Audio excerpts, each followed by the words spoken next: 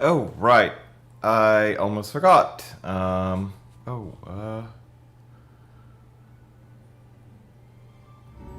There we go. Now you guys are going to be able to hear the game. Aside from, you know, the one in the back. Yes. The chat.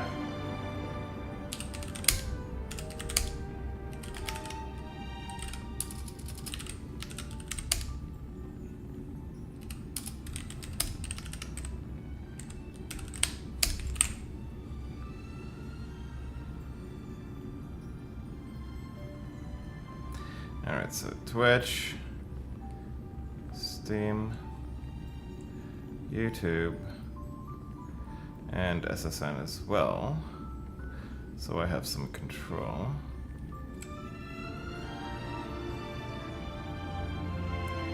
And then we have this.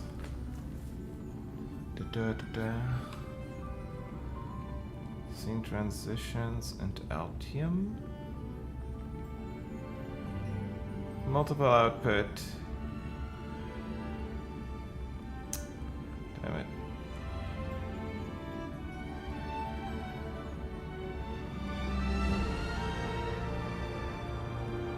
Oh, of course. Now I can't click on anything in OBS. Whatever. Wait. Right. Can't click on anything in OBS because the OBS interface is toilets right now. So if I can do, damn it, no, stream control.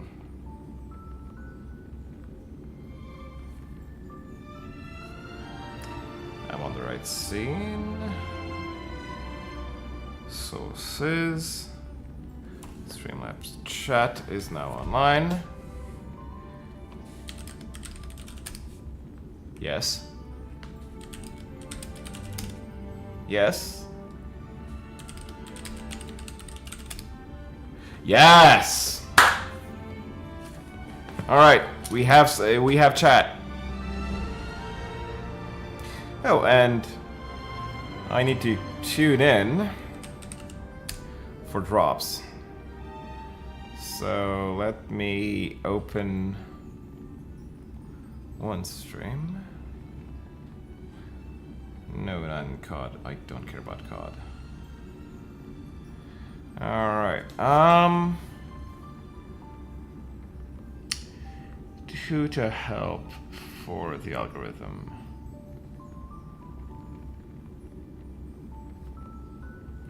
Let's go for a partner.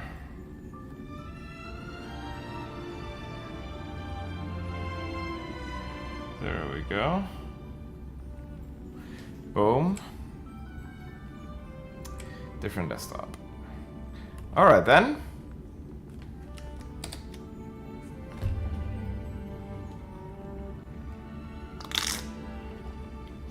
Game mode is off. Huh.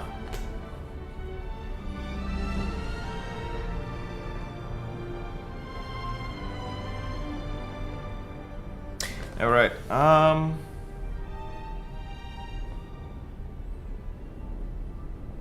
Okay. Can I fix this?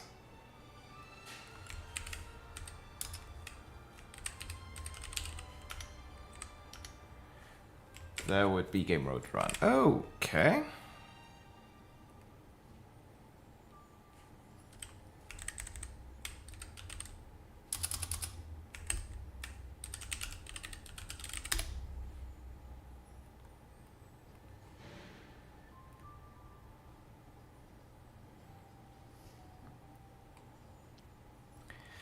Game mode auto.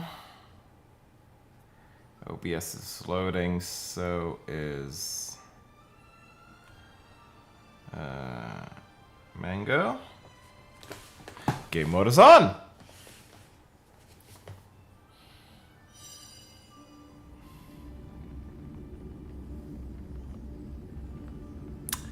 Privacy kept. There we go.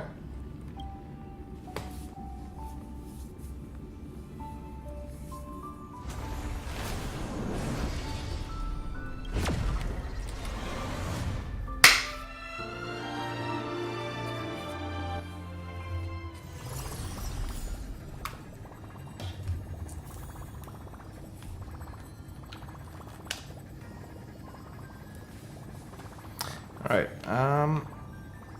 wait. Oh, right. Since technically this is a new Proton, this is a new virtual Windows configuration.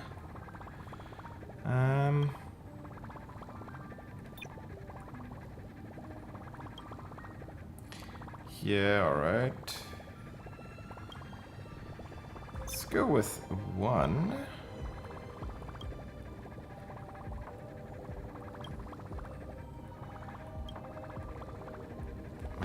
Okay.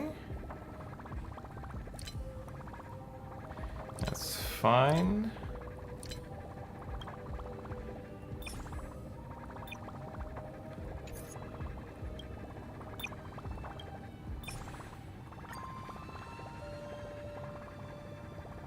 We can download it.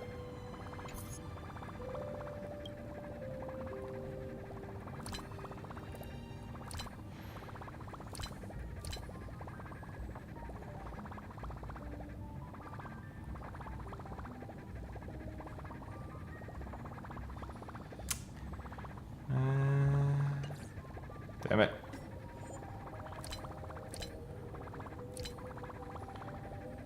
Hands on bottom in controller mode. No! There we go.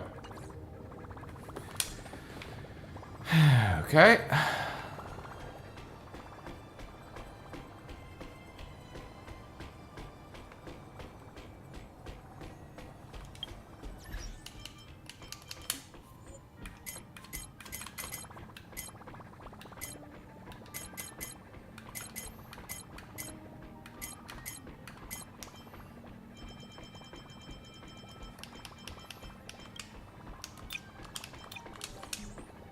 There we go. All right.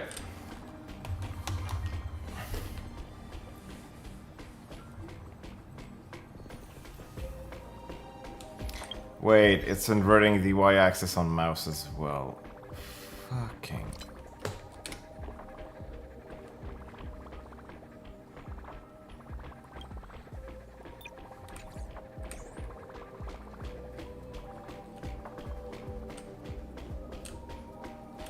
All right.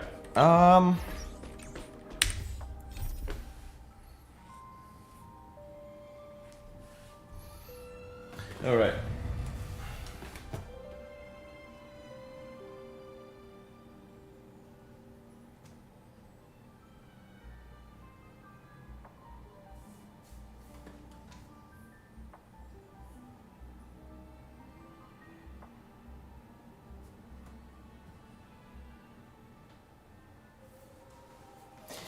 Darn it.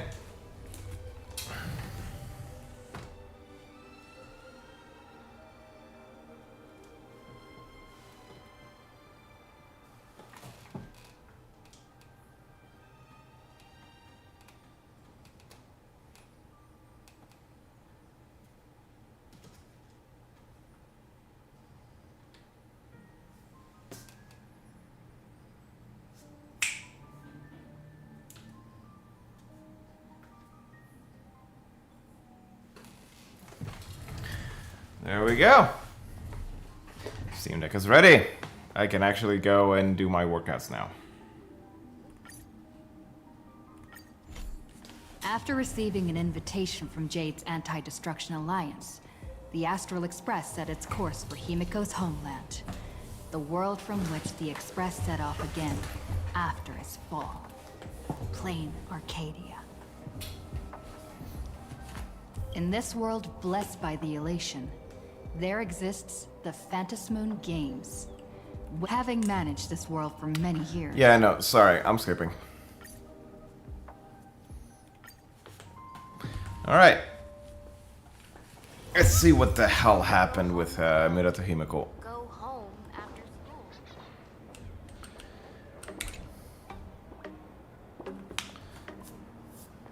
fiasco. Miss Yep. March, please, look straight into my eyes. Just like that. Perfect. Now, I'll need you to repeat these next few lines after me, and do so in the same tone of voice. Huh? Okay. The sky is blue, not a dazzling display of sparks. The sky is blue, not a dazzling display of sparks. Though dazzling sparks may light up the night sky, they can never outshine the eternal silence of stars. Are you kidding? That's one sentence? Very good. Very good. The internet is both an umbilical cord. Oh, okay. Oh, there.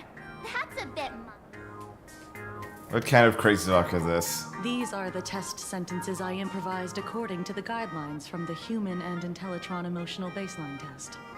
I carefully observe the subject's micro-expressions and tone changes at the moment they say the name Sparksy, to check if they are infected by a mimetic virus. So I passed the test, right? Given how fascinating your reaction was, I clearly don't need to worry about you. Fascinating. Should you find yourself experiencing any live stream addiction withdrawal symptoms later, feel free to contact the Department of Aberration Defense staff. We'll provide you with a series of corrective behavioral treatments. You're handling this like a real pro, Miss Kuchiba. Has this kind of thing happened before? It's impossible to predict what will happen during the Phantasmoon Games.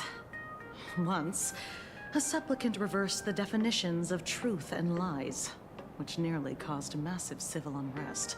After that incident, we incorporated mimetic treatment into the Department of Aberration Defense's emergency safety protocols. Damn. That's... yeah, okay. Sparksy Khan didn't cause any casualties this time. But if your partner hadn't stopped Sparksy from spreading the virus, she might have turned into a calamity-level aberration.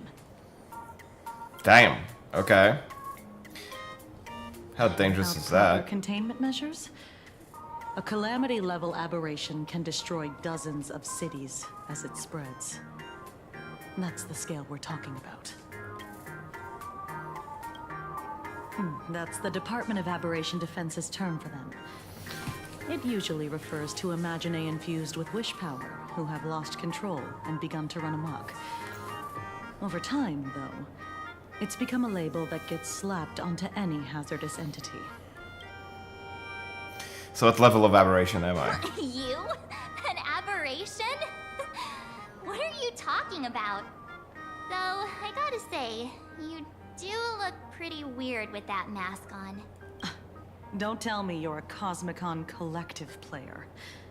The Department of Aberration Defense's hazard ratings are nothing like the power ratings in some card game. Right then, that's all for the required checkup. If you're interested in aberration calamity threat levels and how they're classified, you might want to take a look at this document. However, do bear in mind that causing damage of the aforementioned scale during the Phantasmoon Games will cause you to be classified as an aberration and dealt with accordingly. Okay, the VA is actually doing her job. Ghost level, weak presence, yeah, fiend level, cataclysm, calamity, hundreds or more of them checked. Hundreds of death in this category. Phantasmoon Games, the upper limit of destruction caused by supplicant going out of control also falls roughly within this range. Cataclysm, catastrophic threat capable of crippling an entire continent, causing mass casualties and environmental upheaval.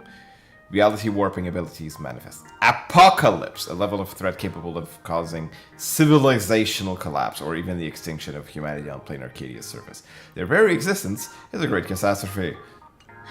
Before I leave, there's one more thing I need to tell you.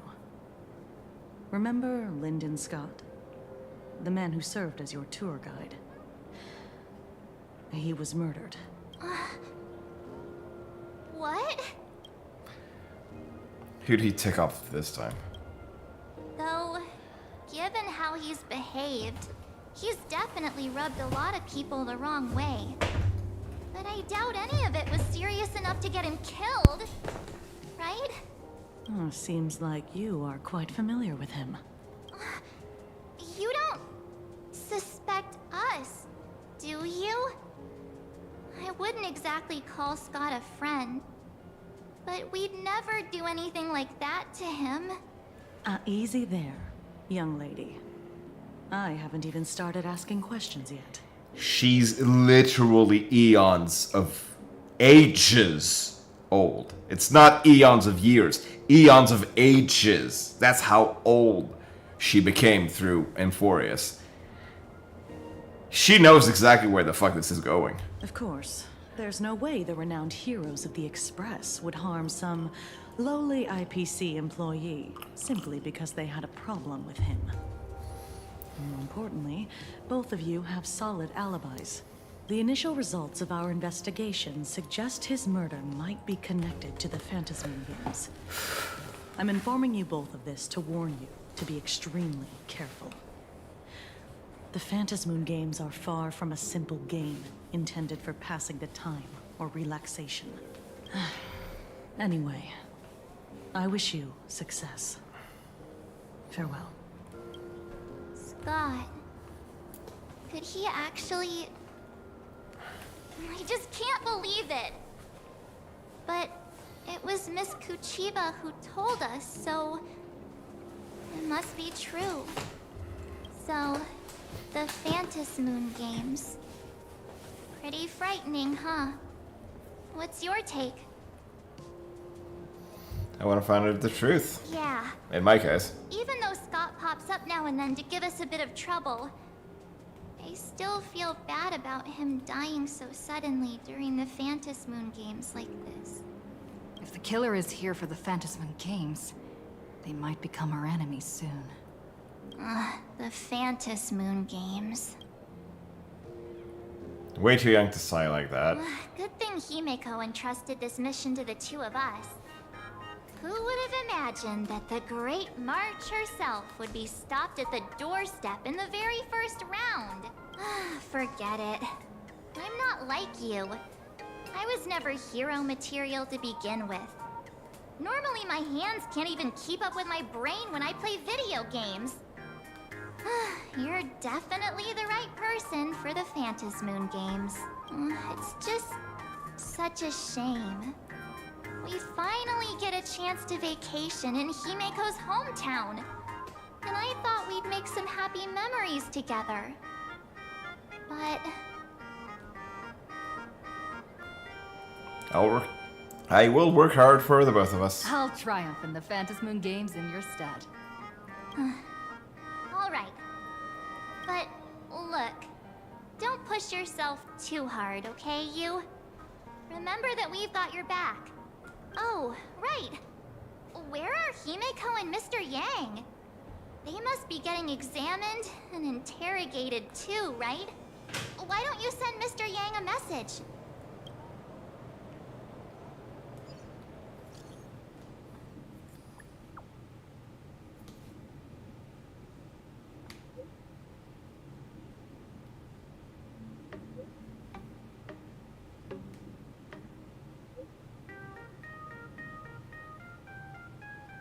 Could you fill me in on what happened back there? In a Radeon convoy, it was hard to...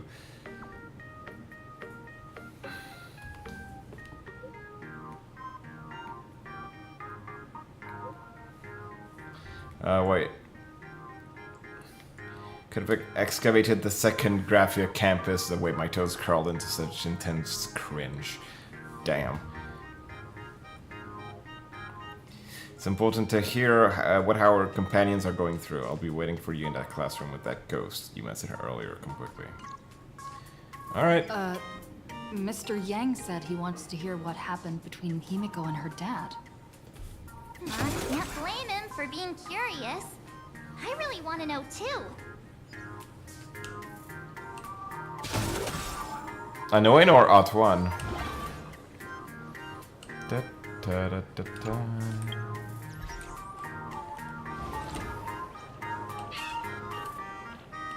Da-da-da-da-da-da-da. Run in the corridor, kids. It's dangerous.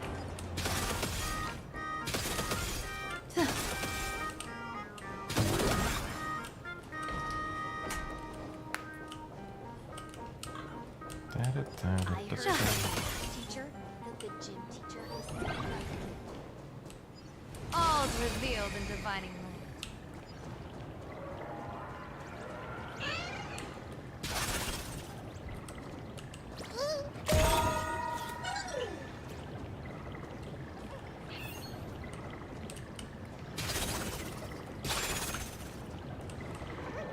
The competition is coming up.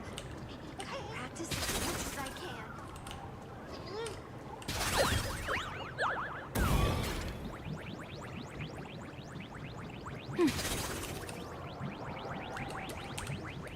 Hire him.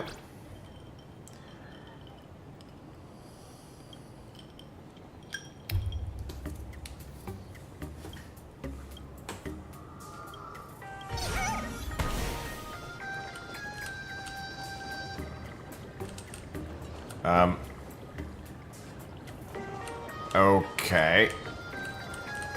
That was weird. The competition is coming up. I practice as much as I can.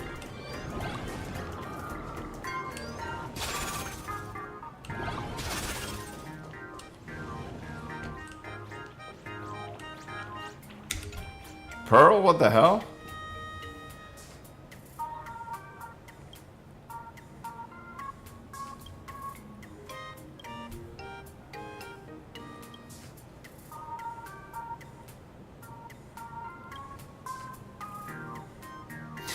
Madam Pearl gets a slice of her CPU. The puppet so. Okay, yep.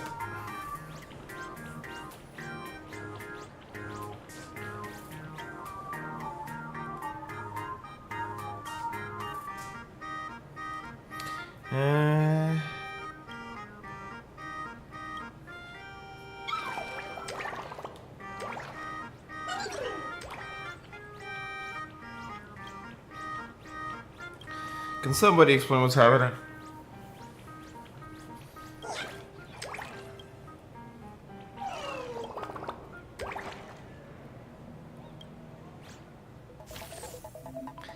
God damn it!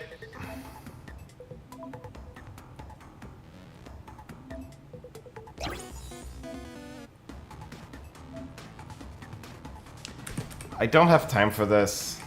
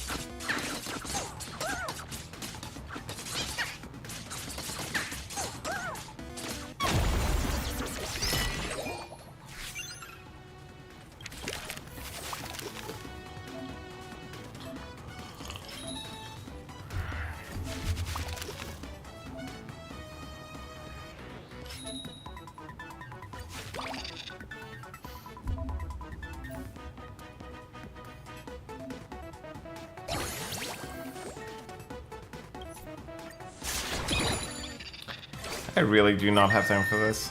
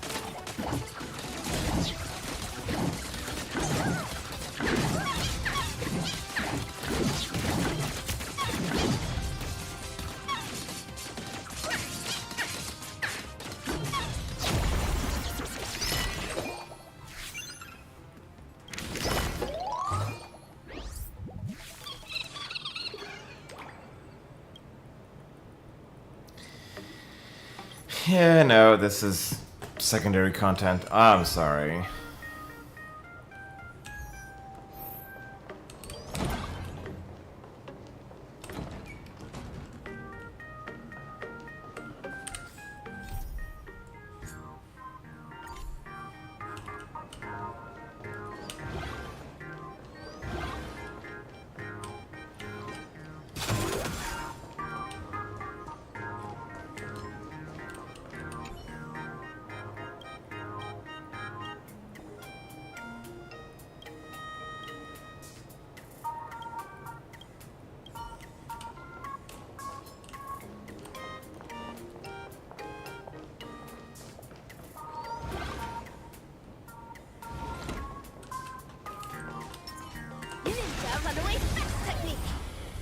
Stars of fortune favor us. Trouble ahead. What? It's my fault. That's how to spike this.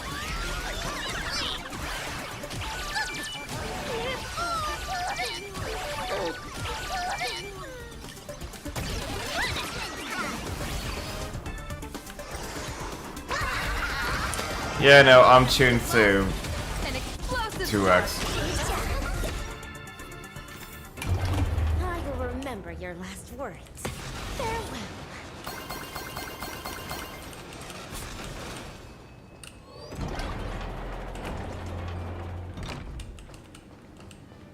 What the hell is this?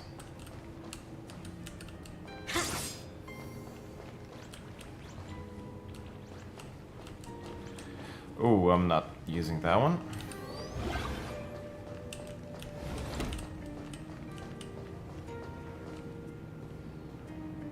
You're here. Himeko hasn't mentioned her father at all in the time since I boarded. So, what is going on between them? As you were the only one with her at the time, you're the only one I can ask. Yeah, it really threw me for a sec when you said Himeko's father. But when you think about it, it's only natural that Himeko has a father, right?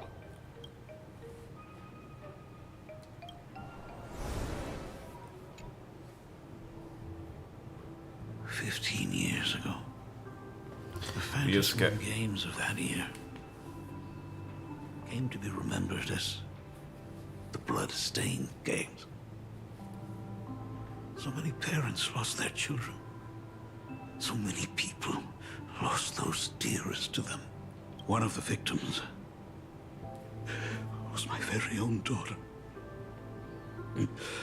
Upon my return, I stood before the grave where she was laid to rest. Her name was Himeko. So, this lady who bears her name, who exactly are you? 15 years ago, when I made up my mind to join this Phantasm Games, my father wasn't with me, even as I fought for my life against the Herald of Death. My father was still off somewhere, wandering the cosmos. Strictly speaking, ever since I can remember, his presence in my life has been as thin as the air in space. So, I would ask you, who bears his name? Who exactly are you? Well, well, well. Look at you. What are you getting so worked up over? Just a joke? A joke. It's been 15 years after all. And you've grown into such a fine young lady. How could you expect your old man to recognize you right off the bat? So, what's with that gravestone I saw with your name on it then? When you don't know if you'll live to see tomorrow, there's nothing strange about getting your affairs in order in advance, is there, Mr. Ryusuke? Mr. Ryusuke? How could you be so formal with your own father? At least call me Dad like you used to, okay? Hold it. And you are, don't tell me, Oh my god! your child. Murata-san! No. I haven't seen you in 50. Who's the father? That's enough. You are looking at my colleague. A new generation of trailblazer. My friend and my companion on the Astral Express. Do you understand now, Father? You hear that? She called me father. Oh my god, you follow the path of elation. I fucking hate you. Hello there, my friend. Sorry about that. I thought you were Himeko's daughter for a second there. We don't even have anything close to the same hair color. Sorry. I'm just getting on in years. Whenever I see a youngster like you, I can't help but think I'm a painter. Most of my work involves traveling to different segmenta to complete commissions for my clients. Himeko. I know I've let too many chances to spend time with you slip away. Just slip away?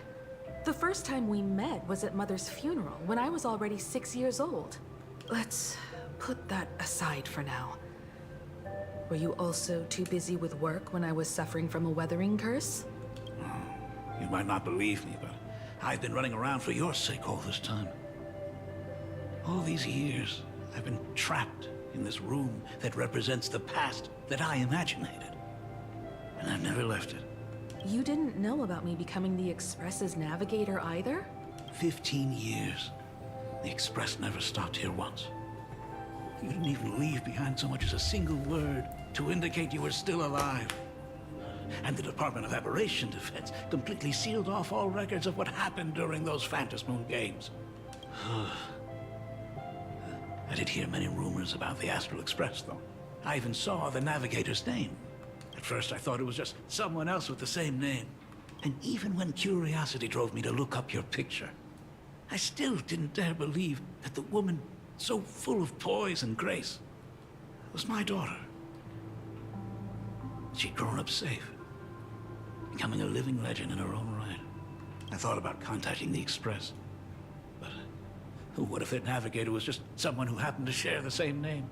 I've been clinging to an absurd notion that if I never sought the answer, there was still a 50-50 chance my daughter was still alive. But if I found the answer, and it was no, then she would truly be dead. So, Himeko, how did you... I'd rather not tarry here too long. I'll be taking my leave now, Dean. The Express has defeated the supplicant that occupied this school, and prevented another tragedy like the one 15 years ago. Now it's time for you to fulfill the duties you failed in back then. Go comfort those students. And see if you can't figure out how to deal with the media bombardment while you're at it. Failed in my duties. So, still mad at me. Can we talk?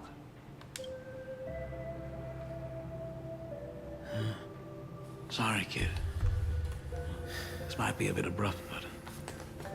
has Himeko ever mentioned her surname to you? She rarely talks about herself. Failure of a father. It broke her heart.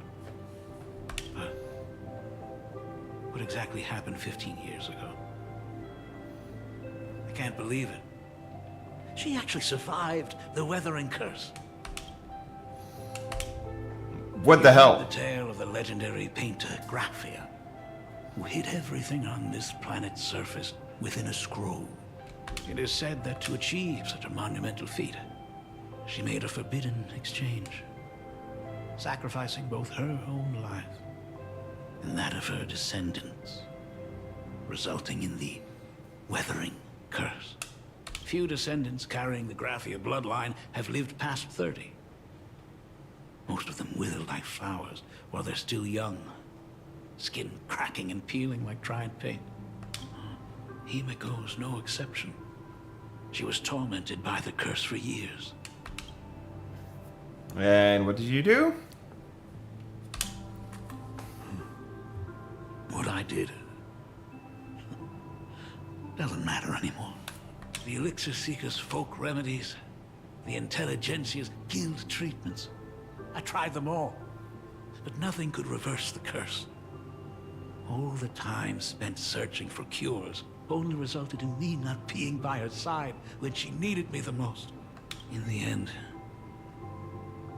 I am nothing but a useless father. I'm just a useless son-in-law who married into the family. Strictly speaking, I can't really be considered a Graphia descendant. You're right. I just didn't realize it quickly enough. How she got through it, how she survived, none of that's important.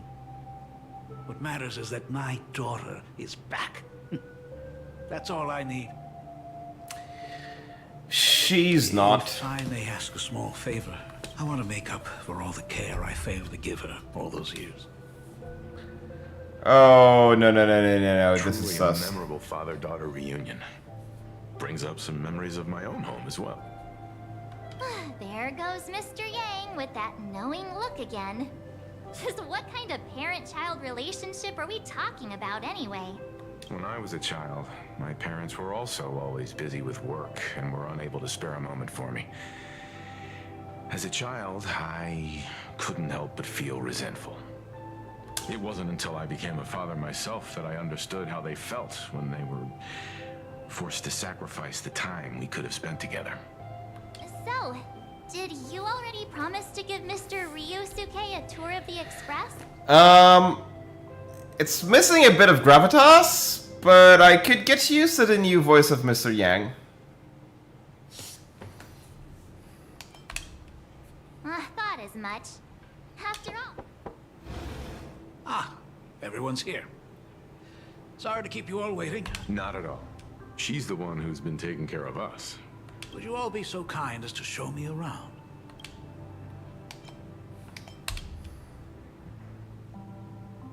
So, this is the Astral Express. Really lives up to its reputation. It's even more impressive than I imagined. As to be expected, of course, huh? It's the place where my daughter works. Talk about parental love. First thing out of his mouth is asking about her salary. Like...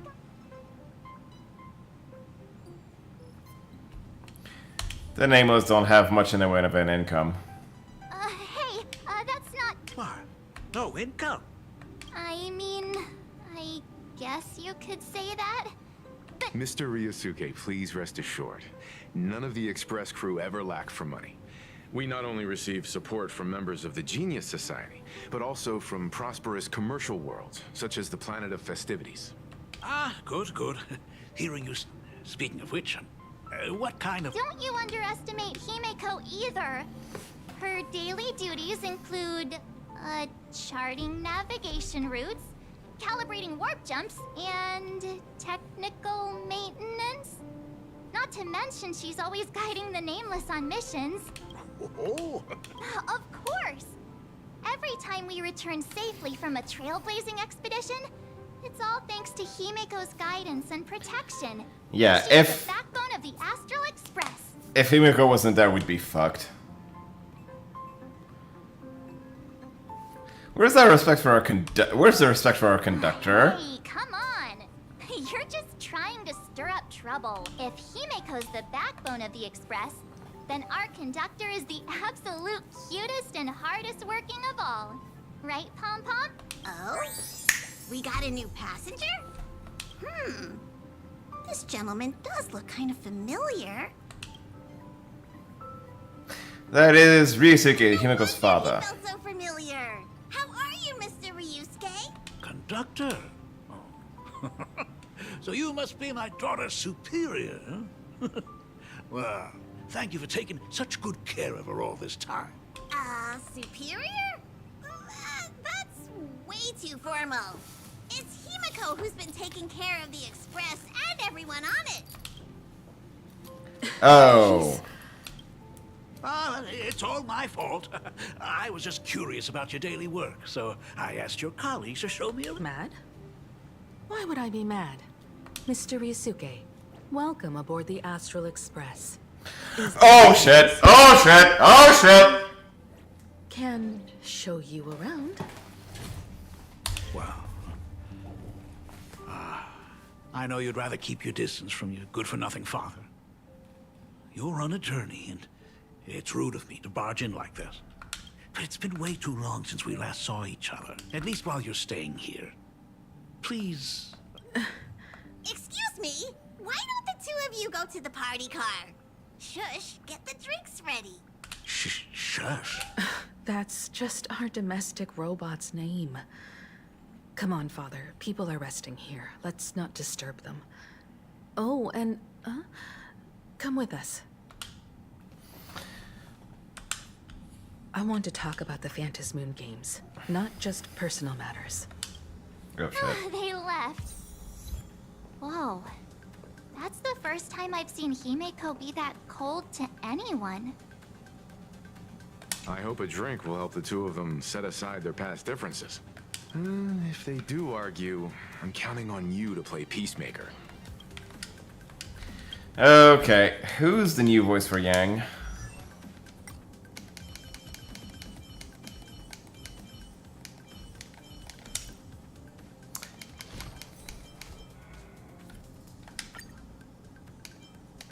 Oh, they removed it. Hi, I'm Yang. If there's something you... Seems you need to stay, leave the rest to me. You can still walk away. Better make a choice. You can still walk away. Better make a choice. Stand down. Calm your body and mind. Better make a choice. Yeah, they're still working on it.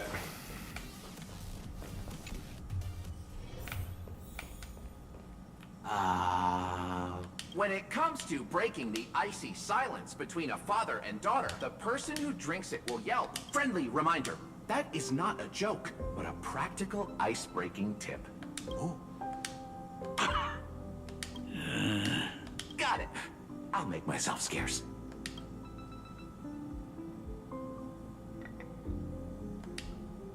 Being a nameless is neither relaxing nor comfy.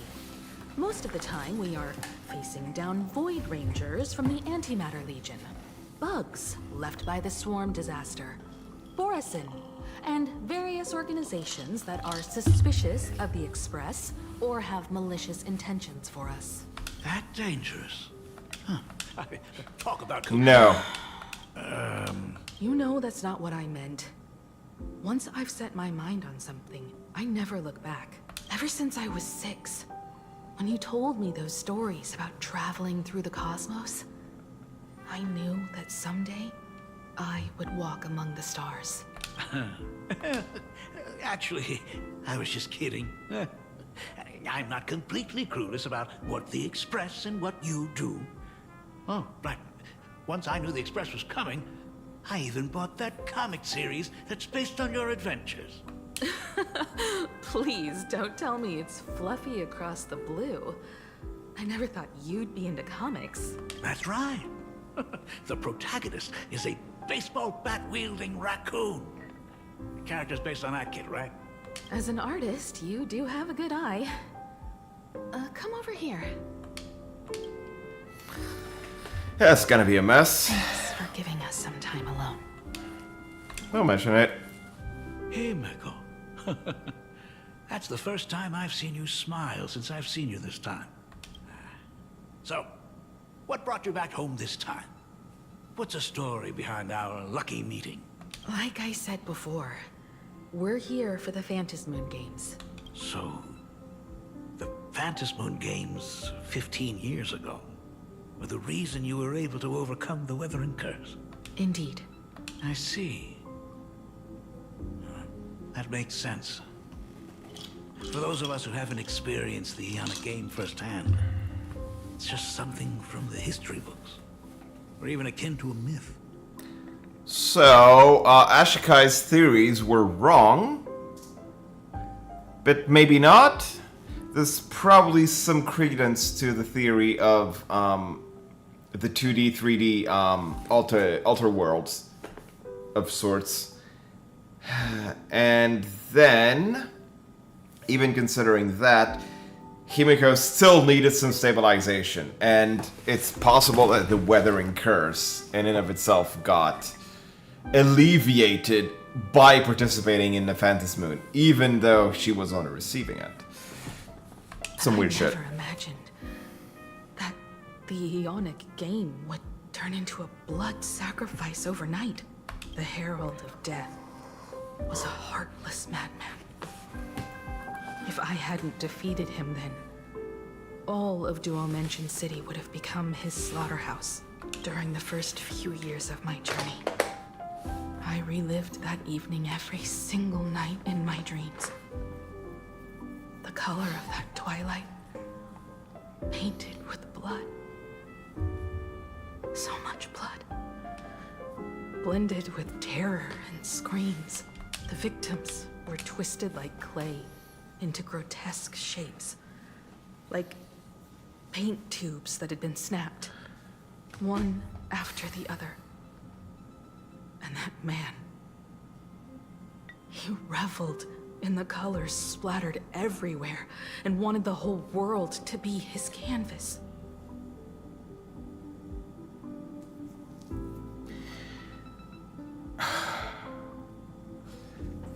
If this story is fucking predictable, I'm gonna say I fucking called it.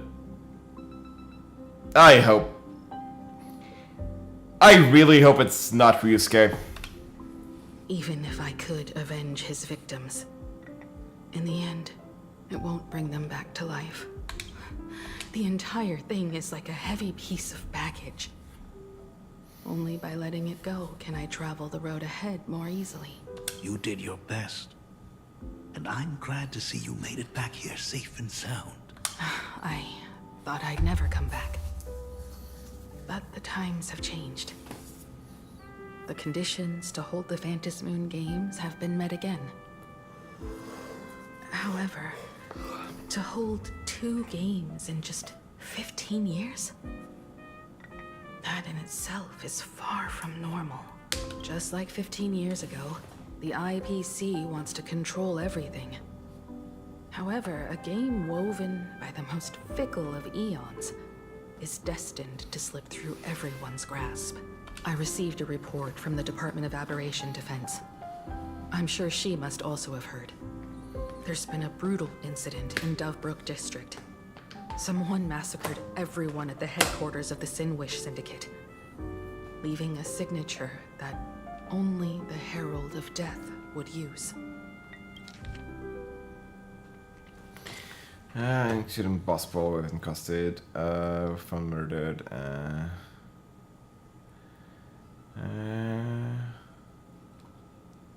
case closed. Foot traffic in the work plummeted, yep. Gang infighting or something more sinister. An IPC worker also tragically perished in the incident, but why would an IPC employee be on the Sinwish Syndicate turf in the first place? Yeah, it's like... This whole thing's fucking smells. Just let me verify one thing. Yep, this stream is public. Oh, shit. Nice. I didn't launch the Steam stream. That's nice.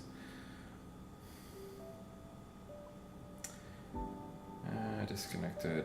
Do not raid.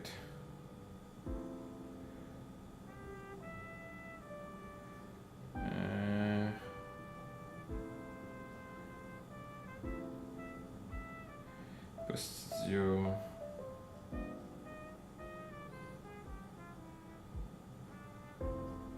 Alright, I can't actually start the Steam one. Yeah, whatever.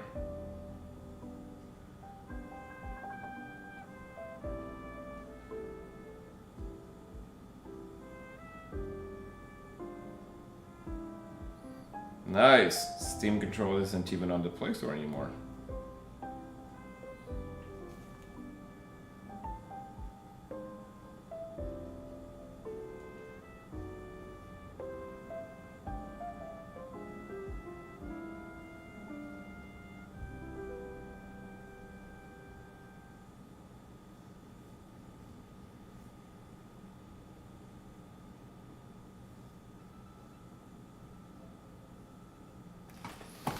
My control app isn't on Google Play. That's interesting.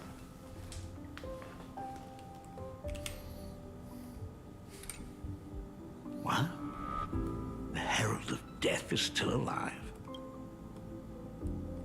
People at the Department of Aberration Defense told me This is that the the same one. Herald of Death was executed after his verdict was passed.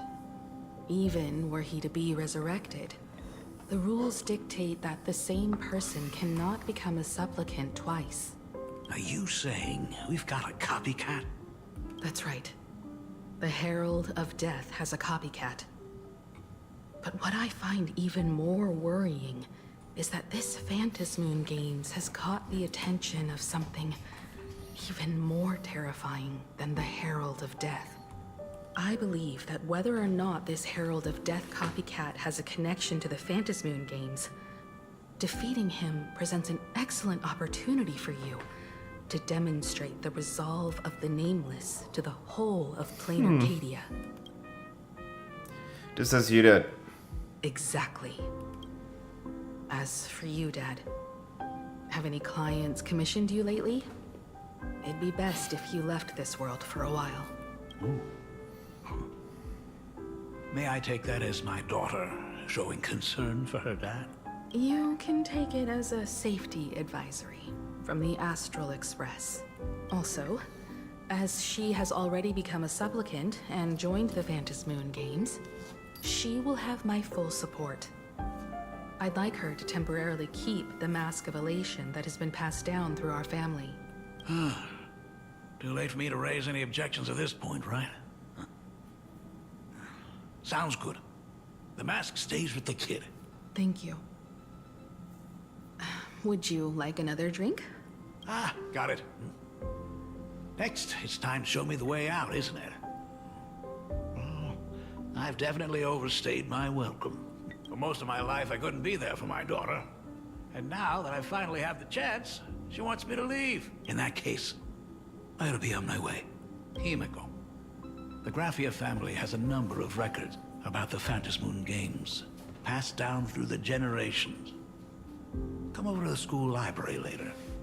I'll give them to you. I'll be there, Dad.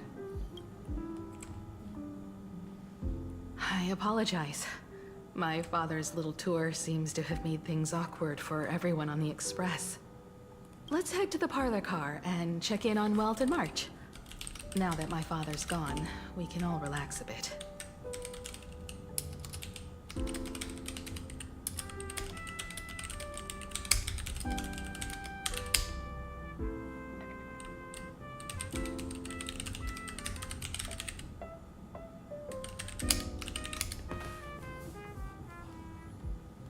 Just a moment, I want to chat.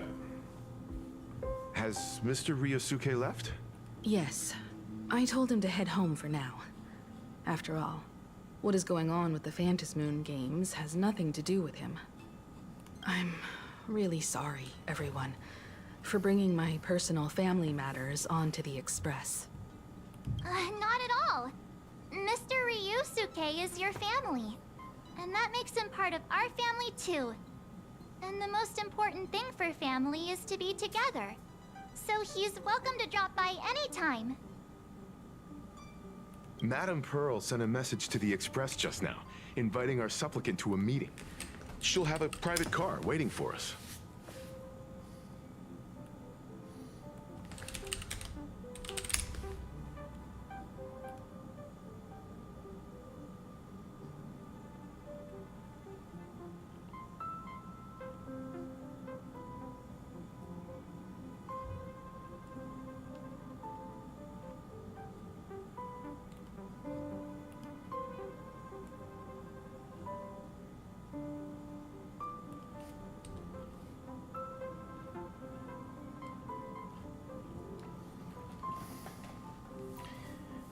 Yeah, I should also have seen that, but the Doki costumes for Welt are out of stock. Nice.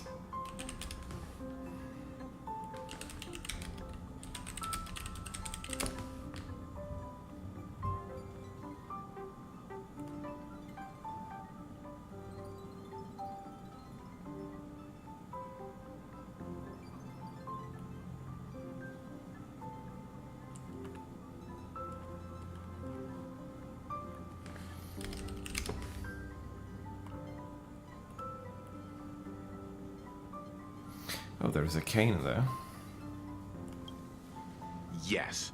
The meeting won't be held in some stuffy, formal reception room. She would like us to visit and tour the headquarters of a company under her name instead. Himeko, you know about Perlux Corp, right? Of course. It's the biggest entertainment conglomerate in plain Arcadia. Entertainment company? That's right. Perlux Corp is a titan, dominating the entertainment consumer market, including cartoons, comics, games, toys, and the like. They've cornered half the market. Oh, so that's where the Pearl in Perlux comes from. It's a play on her name. Did Pearl mention what she wanted to talk about? She didn't say much, but she specifically mentioned wanting to discuss the developments regarding the Phantom Moon games, and that she could provide us with a bit of help. Helping her opponents in the Eonic game? Oh, looks like she realizes we are all in the same boat. Perhaps she has also realized that the Phantom Moon games cannot be artificially manipulated. We may be able to get a clearer picture of Pearl's intentions after we meet with her. You're really going to have me Think meet about with it. Pearl. You've already crossed paths with key figures from numerous factions, and even built rapport with some. You're already a capable Nameless who can more than hold your own. Though she holds a high administrative position on this planet, do not forget, she is also one of the 10 Stonehearts. You've already dealt with Aventurine on numerous occasions, so you should have ample experience handling members of the 10 Stonehearts. Hey, don't worry. If things do get messy, yours truly is here to save the day. Looks like March wants to visit too. I'm just trying to look out for her here. Even if things do go sideways, Pearl wouldn't dare get mad at two adorable young ladies like us, right? Well then, I'll leave this meeting to you two.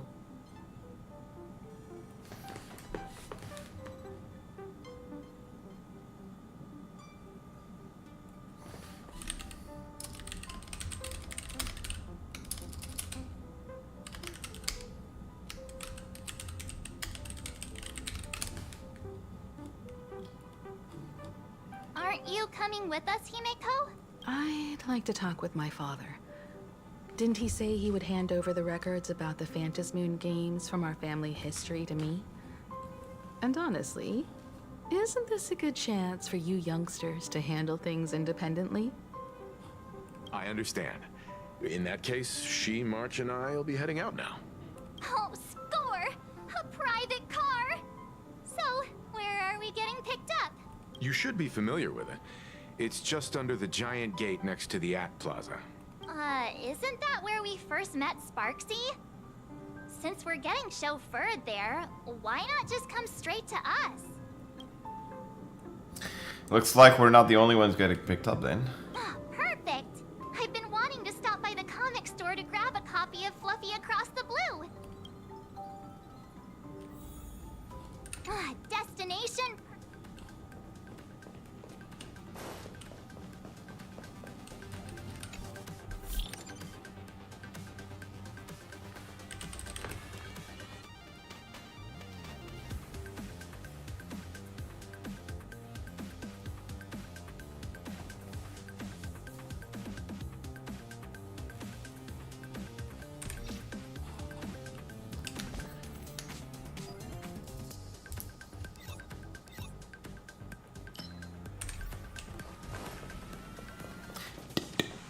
There may be some information in the family records that could help us. It's just that whenever I think about talking with my father, I can't help feeling uneasy.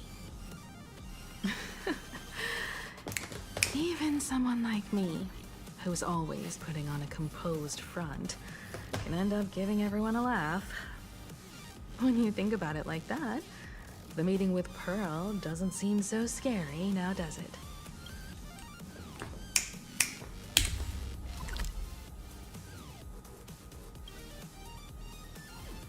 You got it in Furbo, okay.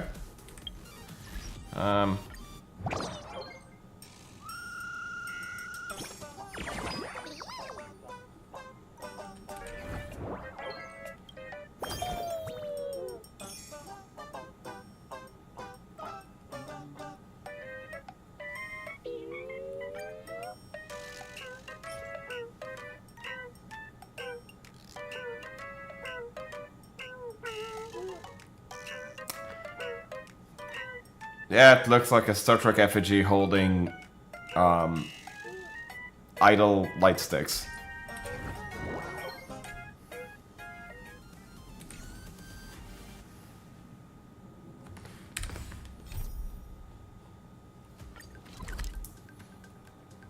Right next to the teleport at gate. Ah, look! There's a convenience store! Mind if I grab a copy of Fluffy Across the Blue while we're waiting? Is that the comic based on the Express's adventures? The author sure knows how to tap into what's trending. Well, it is way more different than I expected. The best part is that the author drew all of us as adorable little animals. Totally fits our personas, don't you think?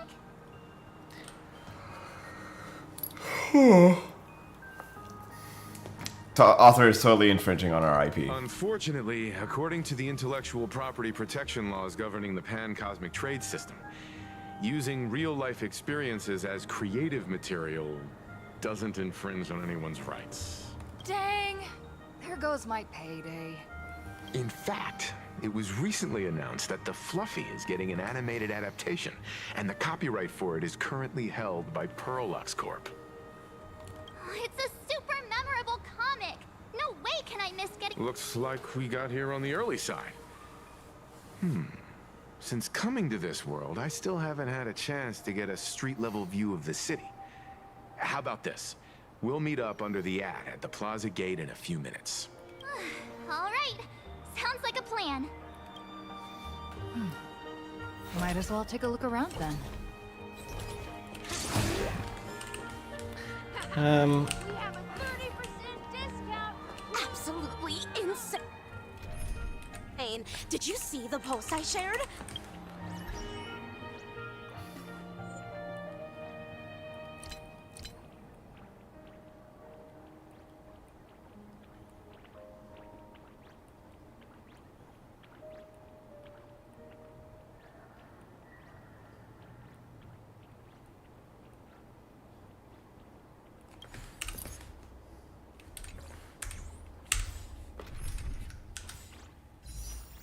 Okay, good. What the hell?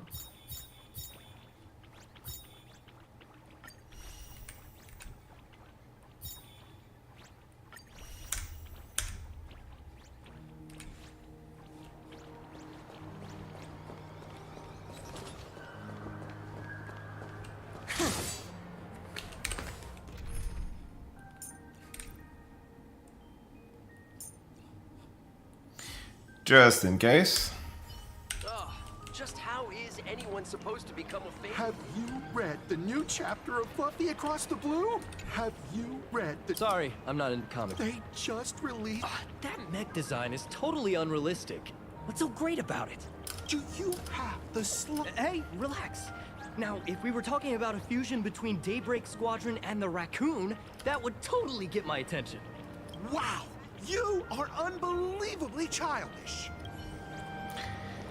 Pot calling kettle black. Hello there. Would you like to learn more about the Research Society of Happy Smile? Oh, hell no.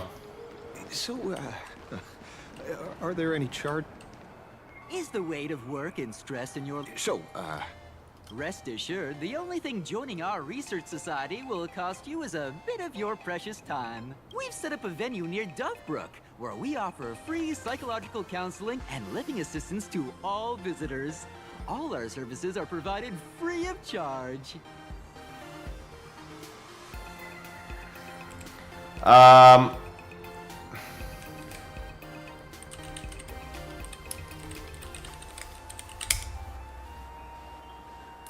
Yeah, that sounds like a dig on Happy Science, and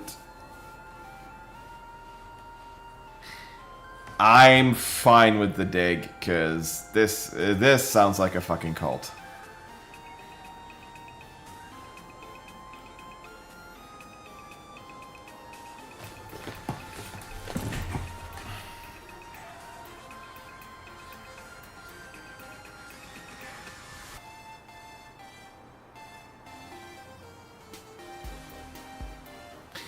Yeah, nope.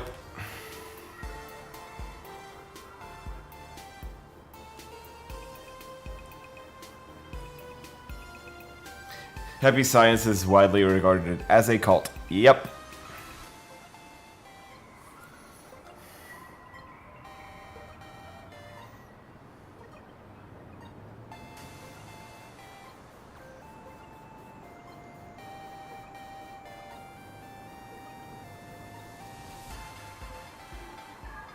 Yep, that's a dig. I had a friend who passed away, and he'd mentioned... Your friend passed away? How terribly sad. But the words he left you have illuminated your path in life. He told me that if I joined the Research Society of Happy Of course it's true. Just look at the society we live in. Everyone's suspicious and dismissive of one another, and willing to take dangerous risks just for a little pleasure, for a thrill. Did you hear about how a streamer took over Graphia Academy and was trying to spread a mimetic virus through the internet? And over in Duffbrook, gang violence erupted and left a pile of corpses in its wake. Oh, may the Master of Elation save us all. The Research Society was founded with the sole purpose of healing humanity's incurable inner pain. Following Aha's creed, we aim to spread laughter across the mortal coil and eliminate all suffering. The Church of Bullshit. Eliminate all suffering. No way, this is possible. Of course it's possible. For this is a world blessed by the God of Elation, where Aha has granted us the right to happiness. Have either of you heard about the tragedy of the Bloodstained Games 15 years ago? Not the right to happiness, the right of elation. Why, of course you have. You're the Astral Express's superstar. You've even dug up everything there is to know about something that happened over a decade ago. There was an awful accident during the last Phantom Moon Games, and many people lost their loved ones and children. It was as if a hole that could never be filled had been drilled into their hearts, leaving only sorrow to accompany them for the rest of their lives. To escape their suffering, these people who had lost their loved ones gathered together and established a mutual support association. This was the Research Society of Happy Smiles' predecessor. It's now been well over a decade, and the Research Society continues to help more and more people emerge from the darkness in their lives and step into a brighter, happier future. Come to think of it, it would be most wonderful if a distinguished person like yourself were also interested in our Research Society. Should you find yourself with a moment to spare, please come and visit our Mutual Aid Society. Well, if it isn't the Astral Express's superstar. Of course it's you. Looks like we really were bound to run into each other. Here to catch me again? Perish the thought! You're the hero who just saved Duo Mention City. Laying a hand on you would spark public outrage. I'm here to do my Fair. job. Problem is, you've gone and messed up my investigation. Investigating some roadside charity group. Society of Happy Smiles. You think they're just some random charity outfit? Nope, fucking You cult. must have heard about the Sinwish Syndicate killings in Duffbrook, right? The lead I'm following might be connected to this Research Society of Happy Smiles. But I'll stop there. Not like you're going to pay for my intel, and none of this is any of your business anyway. Someone I knew died in the incident. Based on your social circle, you wouldn't be talking about the poor IPC sap who was unlucky enough to be there, huh? Planning to avenge him? I plan on defeating the Herald of Death. That counts as revenge. Oh. So your next miracle will be executing the Herald of Death. Can't say I'm surprised. Be careful. The murderer is the Herald of Death. He's dangerous. Oh, thanks for your concern. Oh, be careful. Been a hot minute since anyone said that to me. Even so, it's my duty to solve the case. Doesn't matter if nobody pays me. I'll still find the killer and exact justice on the spot. Friend of yours? A fool I happen to be on fairly good terms with. Revenge killings or turf wars. Wouldn't be unusual for gang members to die like that, but dying at the hands of some psycho who kills for kicks? That I can't accept. No matter where you are in the cosmos, which era, regardless of how civilization evolves, some rules will just never change. Like an eye for an eye, a tooth for a tooth. Hey, guess which lucky girl just managed to snag the last copy in the whole store? Oh, who's this?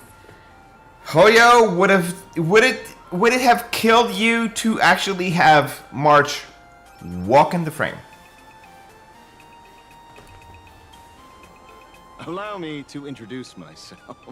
I'm Ashrail, the famous detective. You could say your friend and I are acquainted through past clashes. Didn't actually fight though. We did have a bit of a clash of opinions back at the tavern, did we not? That's what you meant by clash? Fair enough. First time I've ever heard anyone introduce themselves as a famous detective. I mean, you are in plain Arcadia. Mr. Ashvale, why are you staring at me? Is there something weird on my face? Young lady, you're holding a copy of Fluffy Across the Blue, right? Would you mind giving it to me? Ashvale, give me a sec. I need hydration.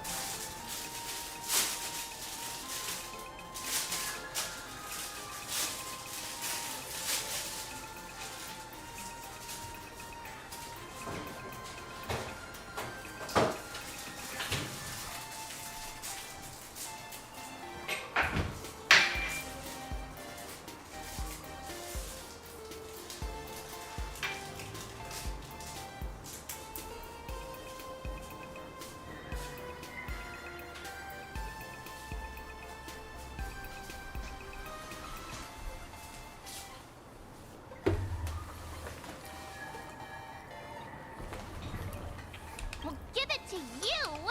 Oh, I see. Of course. I'm not asking you to... Hey, mister, this isn't about... Because it was the last one on the shelves. True. The last item in stock is like the final slug. 30,000 credits. Truth is, I'm actually buying it for that foolish friend of mine. Hey, the one who died. Today is his farewell ceremony. I thought I'd buy him his favorite comic to pay my respects. But after all that fuss, I completely missed the chance to buy it. Every store... that's... Oh, thank you. I heard you're the real-life inspirations for the... Unbelievable. Thank you both. If Kostad could see this from where he is now, I'm sure he'd be smiling down on us. As a token of my gratitude, I'd like to give you a friendly word of caution, little girl. I know you plan to target the Herald of Death and cement your heroic image. However, all eyes will be on you during the Phantom Moon Games. On such a public stage, discretion would be wise. Because when the masses see your magnificent miracles and wield your extraordinary power, fear and jealousy could turn their wish power into wish you ill power. Drop of the hat. Forgive the expression, but you get what I mean. So, whatever plans you might have for this Herald of Death, why not leave the whole messy affair of revenge to someone who couldn't care less about winning or losing? Like me. Just like this comic. I'm dead set on getting him. Looks like we're going to be rivals. Is he an acquaintance of yours? He's just some weird detective who was passing by. It's nearly time for Perlux Corp to pick us up. We should get going.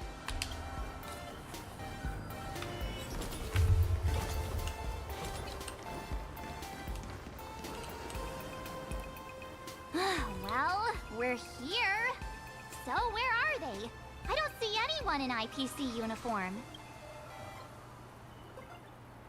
Maybe we got the wrong time. This is the time we agreed on, no mistake. Greetings, crew of the Astral Express. It is my honor to escort you on your visit to headquarters. Mechatron? I am guard number 100086, created by Perlux Corp, a security specialist from the business division. My designated human name is Faerun, said to derive from an ancient language meaning iron. It's a pleasure to be of service. I'm a Mechatron employee. How cool is that? To hear you say so. So, what are we waiting for? Let's go. According to the instructions given to me by Madame Pearl's secretary, there is still one more guest I need to pick up. Well, now, how did I not see this coming? Looks like we're going the same way after all. It's you again. Hey, Mechatron, what's the plan? Do we hop into your cockpit, or are you gonna give us all a piggyback while you fly over? Your ride is ready. Please, take your seats, everyone.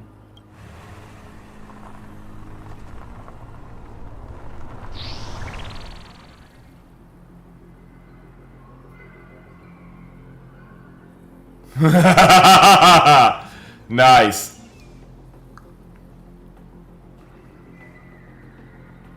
Whoa. Now that's what I call a custom paint job.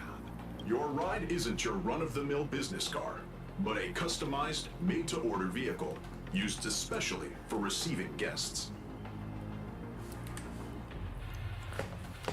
Okay, connection, second tentpole, saber, fuck off.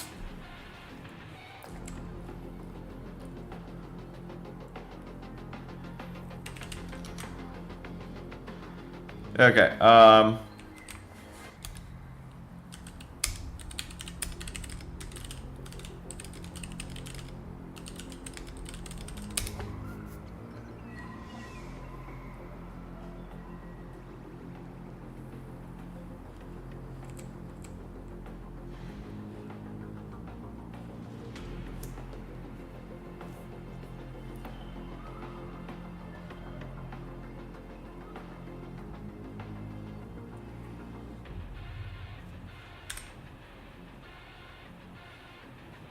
alright, connection.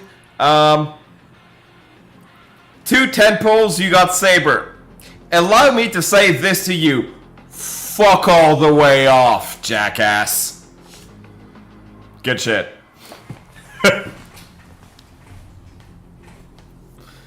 I'm actually jealous. Alright, I'll let you continue your play session. Don't stick around here because you're gonna get spoilers.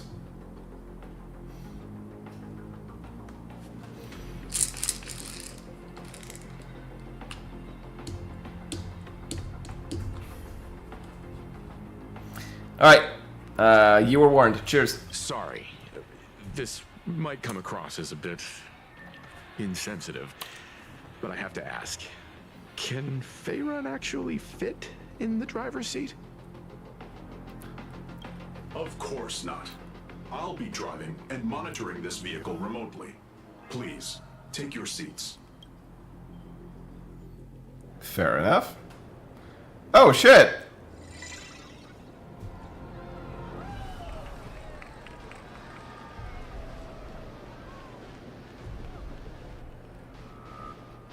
Oh my god, yeah, he's a nerd. Is astonishing. Wow, that's one massive robot! Ladies and gentlemen, welcome to the headquarters of the Perlux Corp. Back when Himeko said this was an entertainment company, I knew their headquarters wouldn't be some ordinary old office building. But this is way too much. That giant robot statue? This place is totally like some supersized mega hangar. Ha ha! You're absolutely right.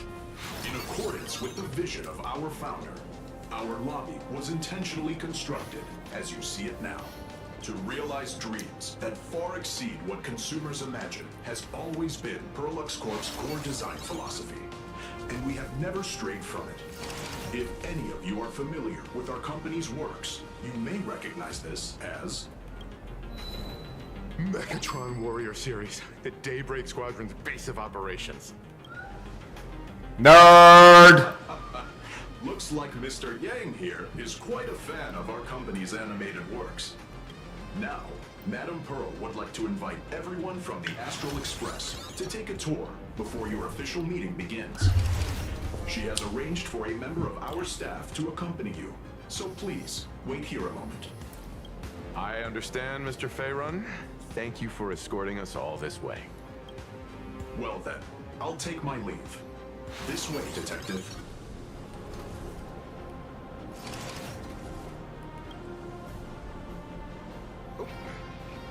See you around, everyone.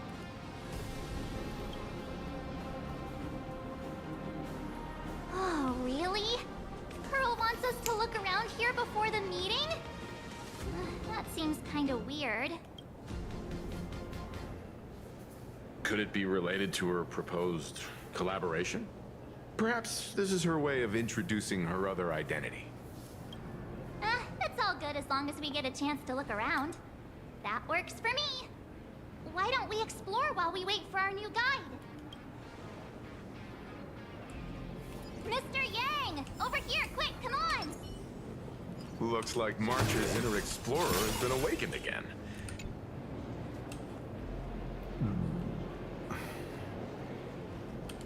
Which bank? Mr. Yang!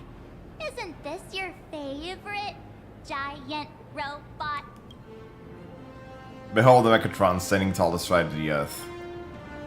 I don't know what to say. I saw it. Please, just keep it down. We're here as their guests. We should be careful about what sort of impression we leave. Looking more closely, it appears many of this Mechatron's components were never installed. Oh, what a shame. I was hoping to see it finished, to see the completed Mechatron. Imagine how it would look in motion. What a glorious sight that would be. Honestly, my reaction is, it depends. I see...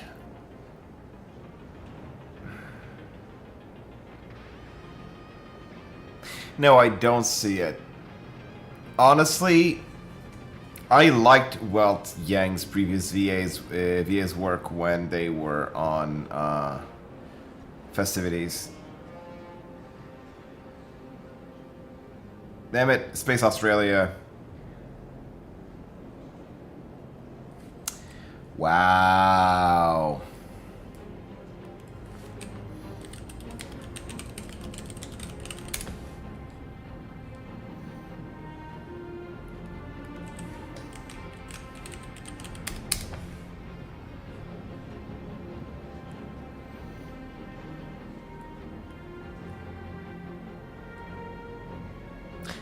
Penacony.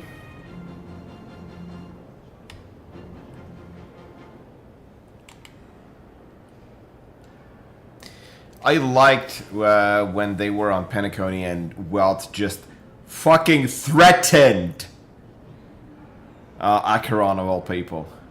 He fucking threatened. This tone is very different. In that case, Mr. Yang, let's hear it. Which one's stronger? Give me a This sec. giant robot or that Arahato you designed back when you were an animator?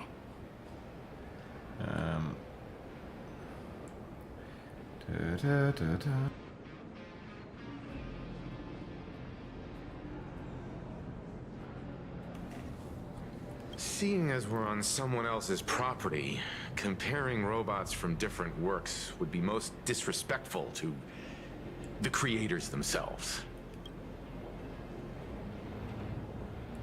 You bring things as human nature.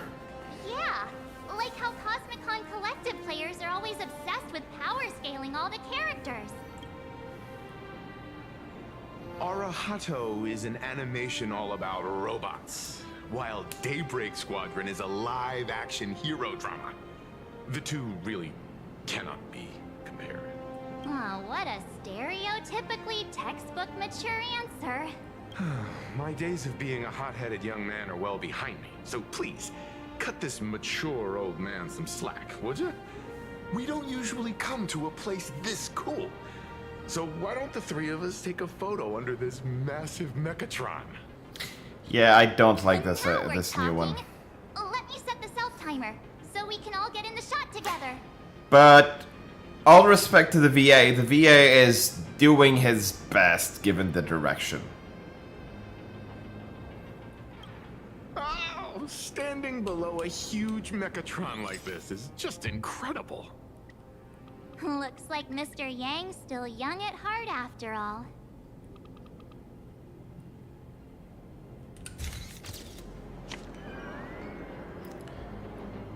What the hell?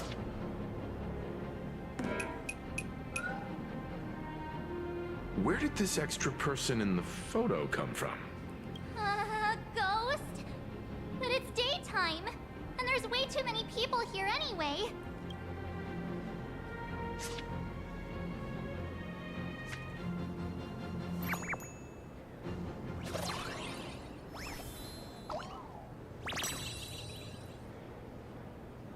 Ghastly, who's this now?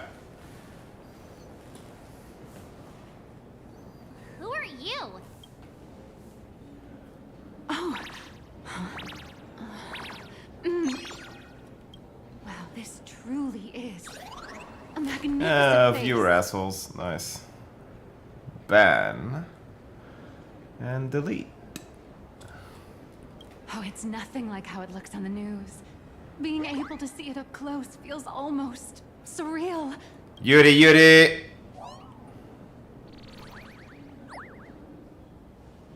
Am I too close? No, sorry, my bad. I'm not great with personal space. Don't scare me like that again. You can't afford the consequences. You're probably gonna be disappointed then. Because I'm totally broke.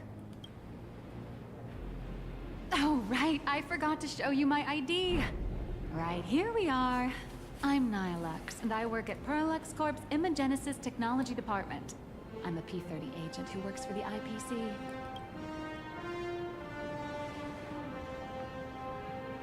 How high up the corporate ladder is P-30? Just a slightly higher ranking workhorse, that's all. Not on the same level as those big shots from the Strategic Investment Department who you folks usually deal with. Damn. So, what brings you here? Madam Pearl sent me to the lobby to pick you up. All of you are famous super cosmic level heroes whose faces have been all over the news more times than I can count. So of course I recognized you right away and just couldn't help rushing over here to snap a selfie with you. Hope you don't mind. I see. Well, then, hello, Miss Nihilux. Hello everyone. Starting now, I'll be your tour guide, taking you on a comprehensive and in-depth tour to every single must-visit place in this building. From the Mechatron Imagenesis that managed to pique Mr. Yang's interest, to Miss March's favorite fluffy across the blue merchandise, I'll reveal all the secrets behind our hottest products.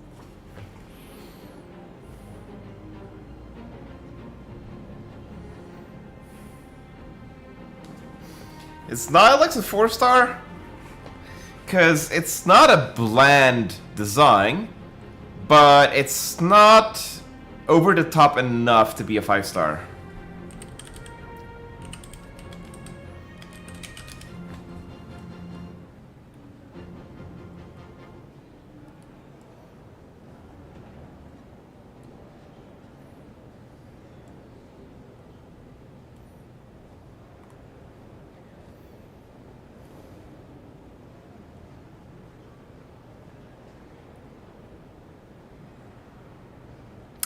Oh! That's her! Yeah, she's probably gonna be a 4-star.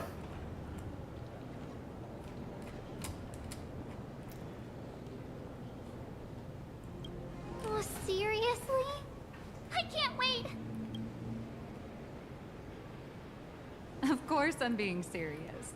If there's anything you want to see, learn about, or even get your hands on along the way, anything at all, just let me know. Why don't we head to the gift shop first? I'll get you all some souvenirs.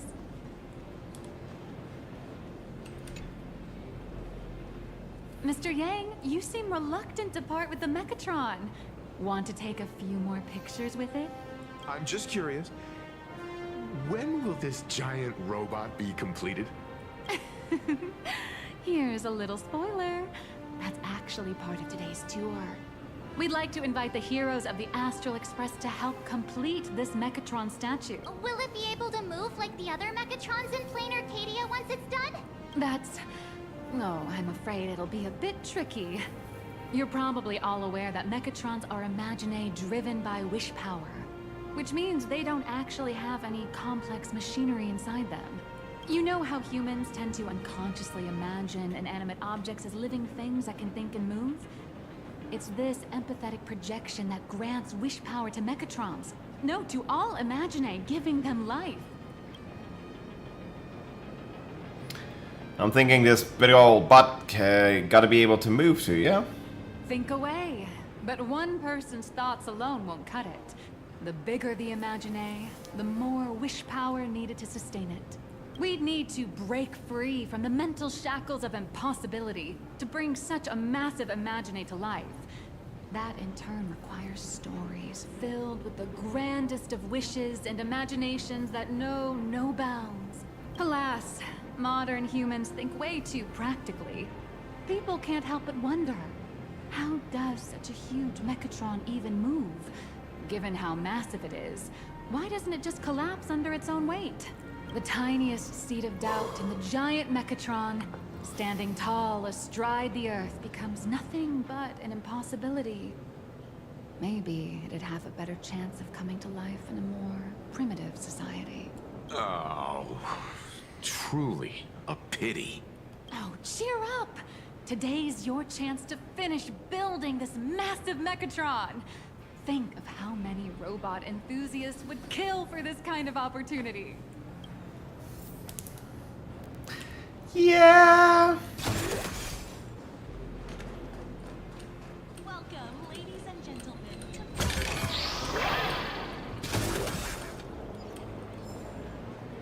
to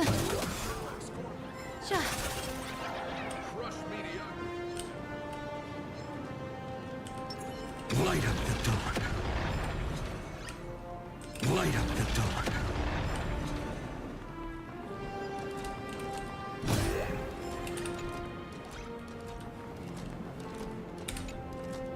Hey, wait. This isn't right. Isn't this pom-pom? Oh, wow. Oh, that's some really fine craftsmanship. This is a toy model of Alloy King Pom Pom, which hasn't been officially released to the market yet. But just you wait. You'll see even cooler toys coming up later. Are you sure there's no copyright issue with this thing? Actually, this is Pom-Pom from Fluffy Across the Blue, which is totally unrelated to the Pom-Pom from Astral Express. Legally speaking. Why is it called King Pom-Pom? As the conductor, Pom-Pom is basically the uncrowned king of the Astral Express, I'd say. We can't exactly call them Pom-Pom Kong, can we? Speaking of souvenirs for the Express, I bet nothing could be more perfect than this toy. I have a small favor to ask. Would you mind taking a photo with me by that headless Mechatron statue over there? And maybe signing the... If you're willing, I can pull a few strings and use my access privileges to give you all the gold-plated prototype of the yet-to-be-released King Pom-Pom Alloy Armor 999.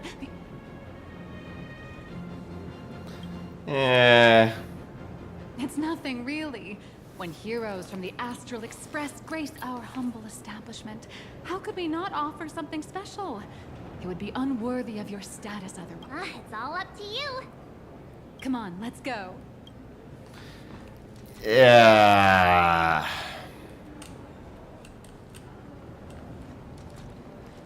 The officially licensed Fluffy Across the Blue Alloy King Pom-Pom. Man, and... I'm ready.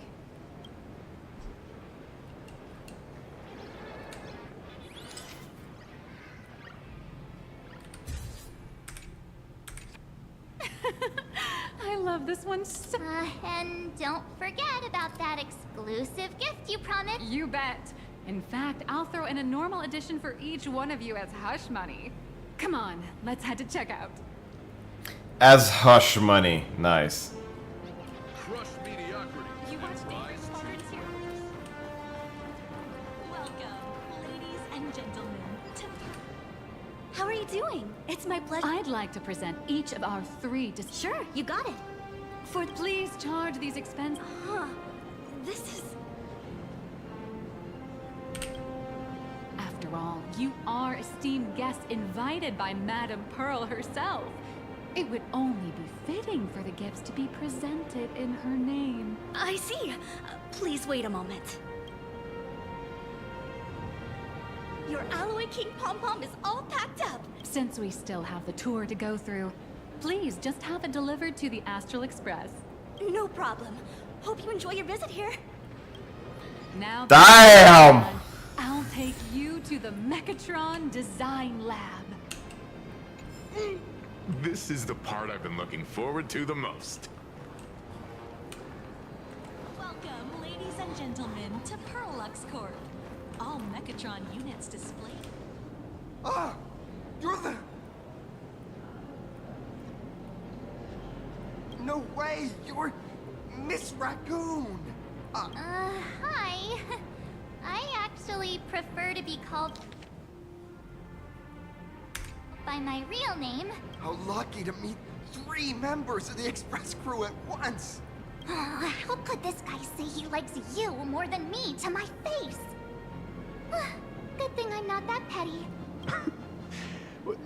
Don't worry, March. It's hard to tell if people in this world love the real Express crew or just the cute animal crew from the Fluffy. I don't just follow the Fluffy series.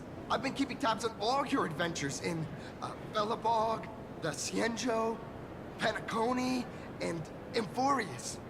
Though, it's such a shame there's so little video footage of the Emphorian War online. Yeah, everybody was dead for half a second. So... Oh, right. I just rewatched the scene where the Trailblazer embarked on another trailblazing expedition in Holy Grail Stay Night. Oh, your speech was so inspiring. Fuck me. Oh, right. I have a precious trash can in my collection at home. If could I ask... Oh, you're acting exactly like me from 10 minutes ago, kid. Don't worry, she won't fly away just yet. As for you, you've been chattering away non-stop. How about giving us a proper introduction so that your idol gets to know you better? Sorry, I'm Warrior Cinderborn from Daybreak Squadron. And my real name If you're not in a hurry, would you mind chatting with... I'm here today to test a Mechatron's performance and do some advertising shoots while I'm at it. Full Wish TV and Perlex Corp have always been partners. Even the squad's transformation Mechatron is imaginated by Perlex Corp. The more popular Daybreak Squadron's drama becomes, the more wish power flows into the Mechatrons, making the squad shine even brighter in reality. And the...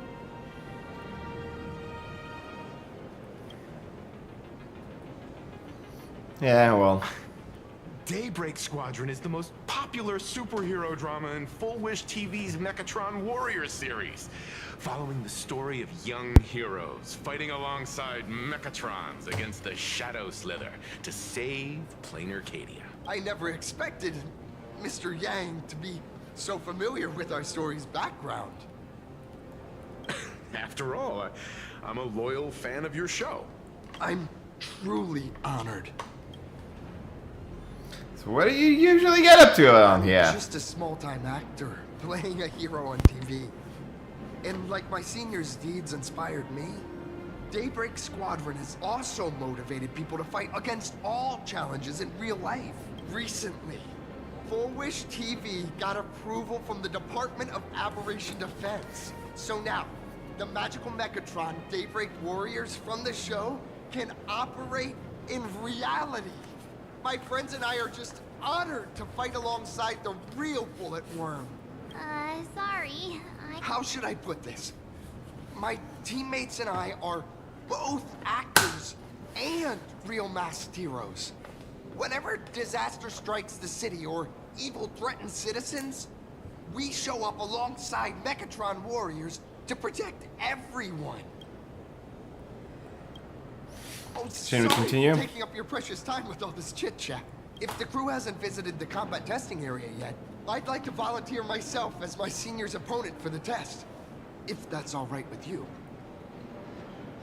When it could cause damage? Of course I know your bat could send us off flying with a single hit.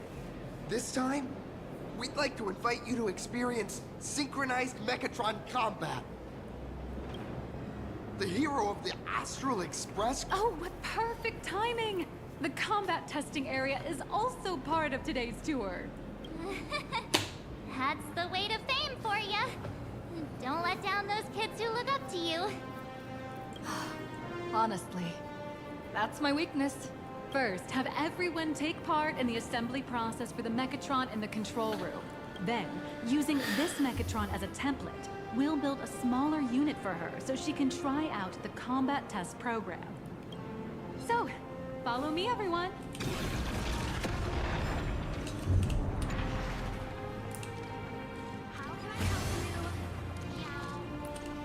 What the hell? How did I become an exhibit?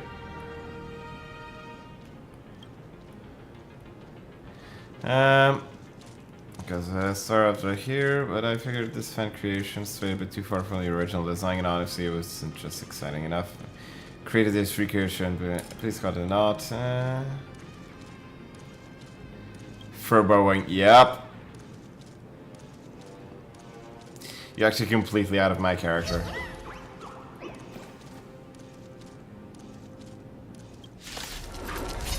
Oh! A fight! Cool!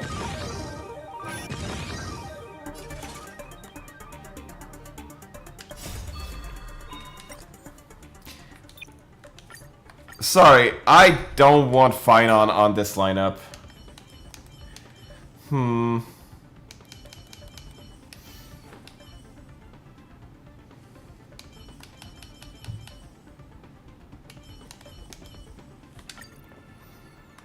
Cyrene, yep.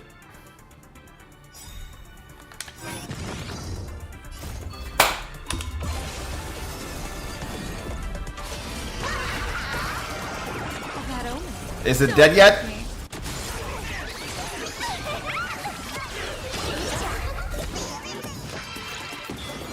S rating. Boom. Well, that's one exact total right there.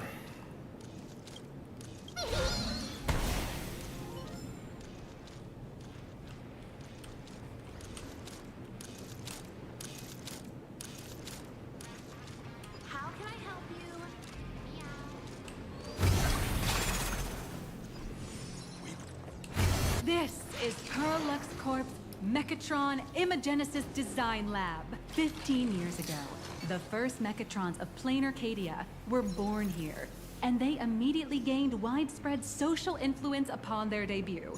Today, Mechatrons have become the most common and iconic symbol throughout the streets. We could say that Mechatrons are the first and currently only Imagine that can be mass-produced on assembly lines. Perlux Corp have changed Plain Arcadia. Perlux Corp has indeed driven the modernization of Imagine in Plain Arcadia. Who knows?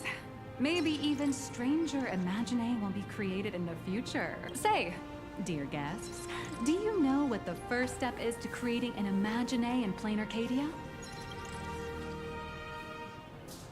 Drawing the physical form. As expected of the nameless, you're quite knowledgeable about the customs and culture of the world you've set foot in. Drawing the physical form means humans using brushes to give shape to fictional beings, which was originally the domain of professional artists. But here, collective creation and standardized Mechatron blueprints have replaced traditional artwork, improving standardized workflow efficiency and reducing wish power resource waste. In short, this is the industrial revolution everyone's been chasing. Oh, to think that even Imagenesis, a skill as magical as this, could be industrialized. I'm suddenly starting to admire the IPC. As much as it can be admired, it is also a perversion. Our company aims to create 2 billion Mechatrons for social production and public services before Arcadian calendar 2030. And that includes special combat Mechatrons like the Daybreak Squadron. That's a staggering number. But can the wish power of the people here really sustain so many Imagine?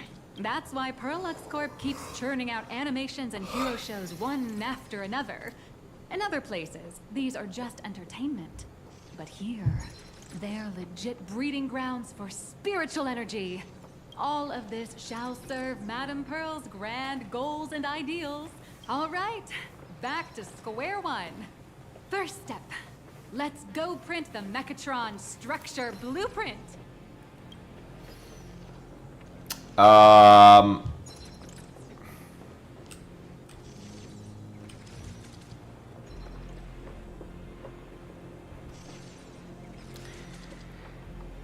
That looks like miniatures and gunpla parts.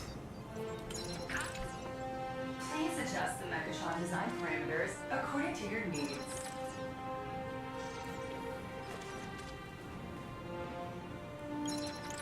Mechatron assembly blueprint updated. Printing. Could it be that no matter how much I adjust it, the final printout always comes out exactly the same? Your suspicion makes sense. But please answer my question first. Which do you prefer? The sense of achievement that comes from hard work, or the convenience of getting things done easily? I want them both. You got that right. The fully automated Imagenesis blueprint design system perfectly matches your needs. You can meticulously adjust every parameter, or just hit one button to skip it all, and the automated system will always produce results that meet the standards. Amazing, right? Just like how the inventors on planet Scroolum used to ask themselves, if all their inventions were already pre-recorded in the Supreme Punch Tape, what's the point of inventing in the first place? Printing complete. Please retrieve your blueprint. What you just said is the answer. It's not about the results of creation, but the elation we experience in the process. Oh, you are an elation unit, as expected, yep.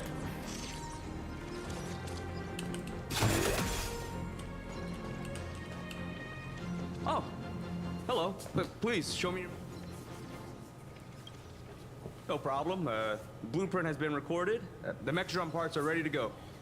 Hope you enjoy the experience.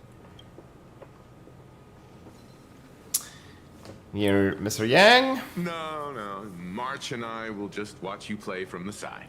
Now then, please follow my guidance to complete the Mechatron assembly. This experience mainly involves assembling 3 parts: the arm, the shoulder armor, and the daybreak blade on the back of the Mechatron. Go for it, little raccoon! Assemble the Magico... All right, everyone. I'm heading out. Oh, please.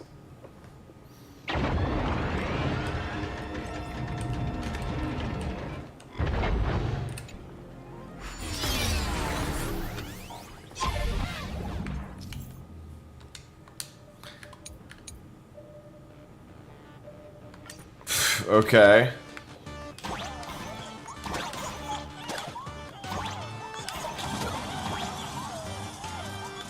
The first step of assembly is to remove each part from the frame, one by one.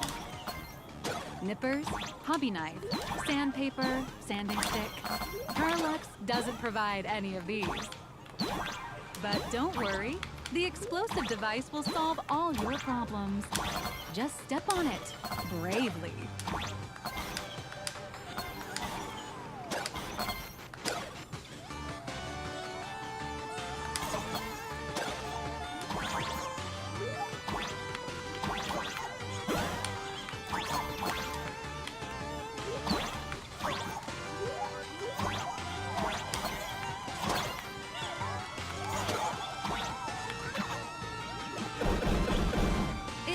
Look brutal, but it leaves no burrs. And that's the magic that we at Perlux Corp are so proud of.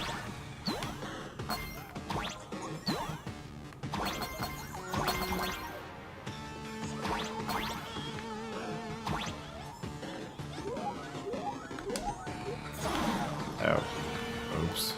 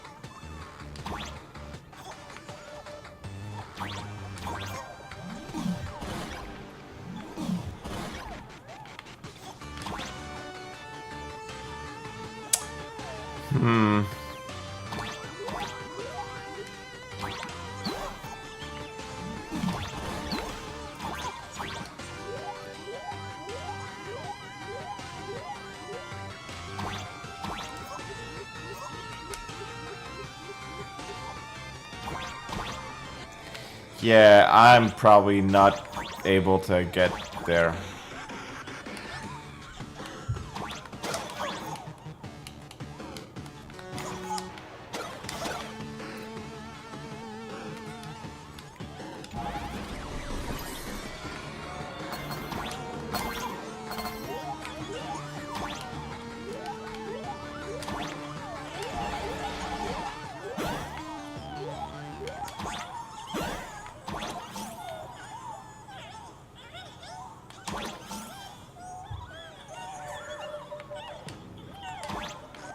Step on me, nice.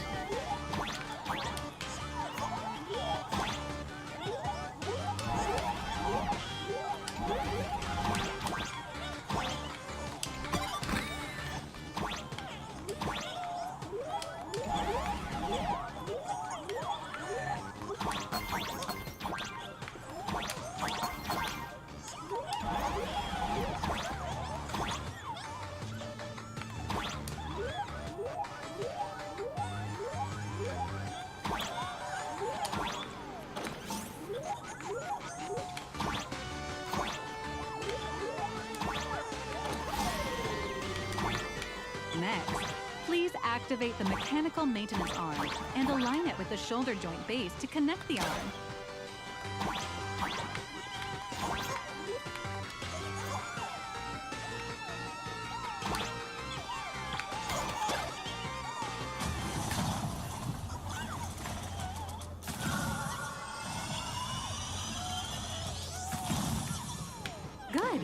We're done with the arm for now. Next, activate the mobile maintenance rack and adjust the mech armor to the shoulder armor panel position.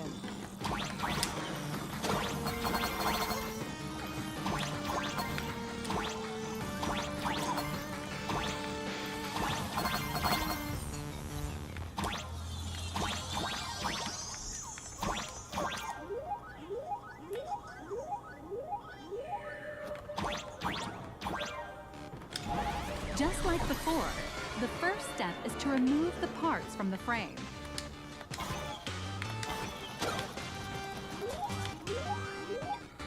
Artificial gravity field adjusting. Please exercise caution.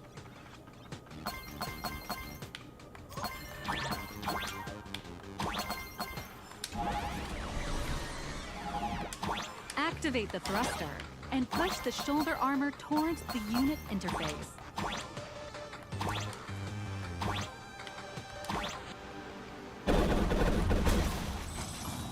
Damn.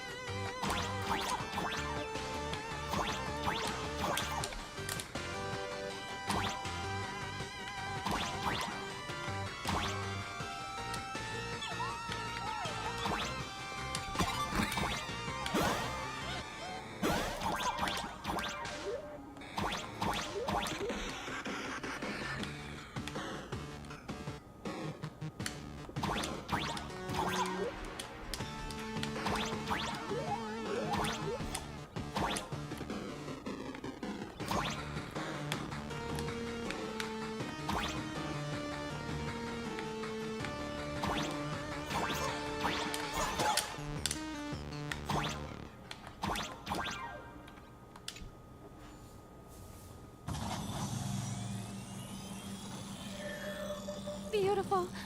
Absolutely beautiful. This giant Mechatron is truly the soul of Prolux Corp. Oh, please.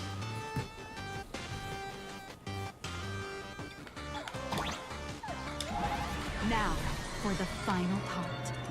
Please install the Daybreak blade on its back.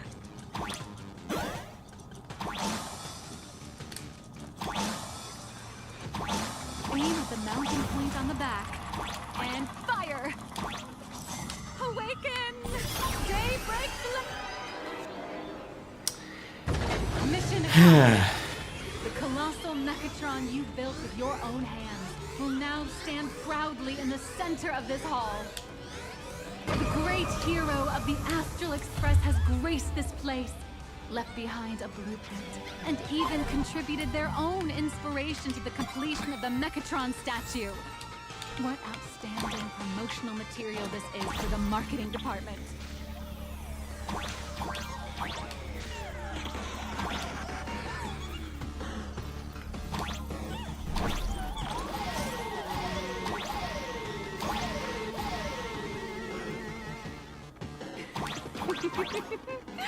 A new hero is born right here.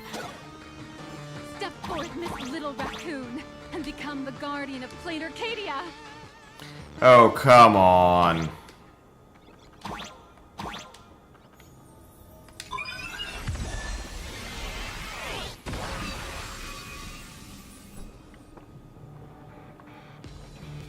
Powerful wish power supply entity detected. Initiating link. That's not a wish power entity, it's a fucking Stellaron. Rate 15%. Assembly complete. Could the next step be? That's right. With the completion of the Mechatron assembly, it's time for some heart-pounding combat. Mechatron synchronization rate 39%. 42%. Your little fanboy, Cinderborn, is eagerly awaiting some pointers from you. While we can't power up this big guy, I've printed a small unit. Now it's time to show you how a Mechatron fights.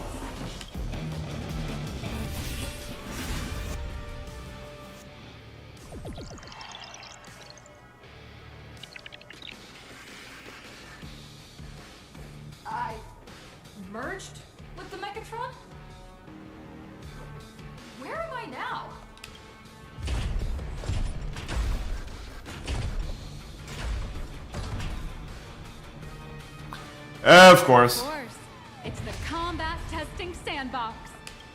Look, those dazzling colors are like an express train traversing through the stars. Enhanced full body armor. A stench, what a powerful strike. That's our hero, Little Raccoon. This strike carries the hope of all citizens. Hi-ya!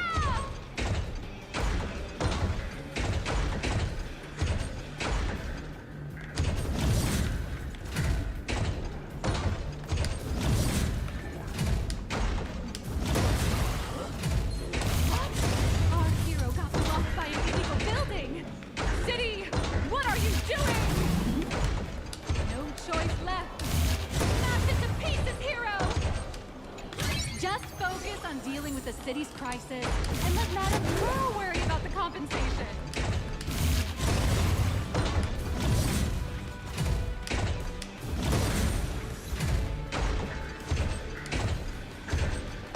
Duo Mention City has made it through the worst of it! Do we press on? Or wipe out the monsters and...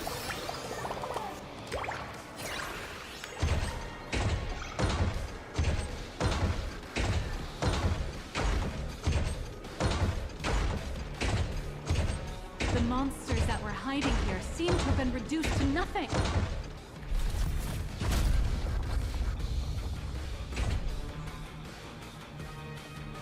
Could it be the one and only trailblazer of the Astral Express walking towards us? He can still recognize me in this home. You bet. After all, you're our beloved hero. Although the giant shadow crisis in Duo Mention City has been dispelled, the real battle for you and the Daybreak Squadron is only just beginning. As the old and new generations of superheroes, you will face off here to determine the victor! Oh, come on. Forged by raging fire, burn away the darkness. Ah, my god. That's fucking Super Sentai. Oh gods. This is campy. Cut through despair. A yielding blade of steel. Edge that never fades. Cinderborn. Yeah, this is full of edge. And dawn awakens. The Daybreak Squadron arises. Ugh. Hold on, where are we in the story now? This is an official. If we defeat you, we hope you'll accept our invitation to become the honorary Phantom 5th member of the Daybreak Squadron and help us safeguard the peace of planet Arcadia. The IPC is way too fucking obvious. Honorary. It's an honorary position. Hey, Greg, didn't you have something to tell your hero? Now's your perfect chance.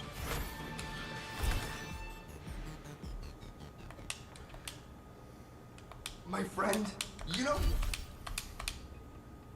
So I'll give it my all from now on. Please, don't hold back. Okay, in that case, let me give you some pointers.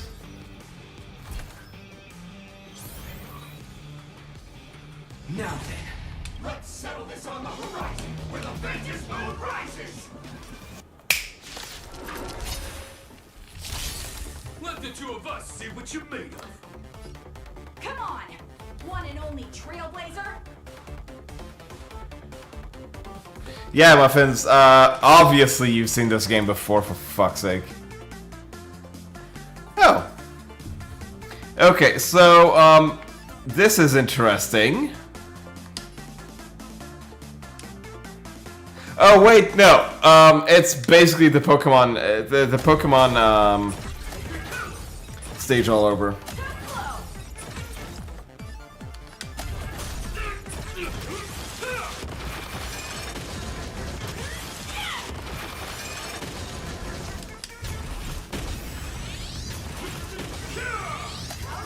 Wow. Yeah, that's fucking mass-produced as hell. Cause the max basically have exactly the same moveset.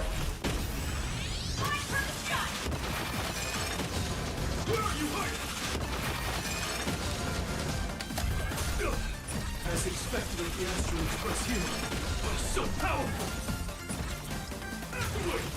Yeah, Muffins, this is fucking Super Sentai.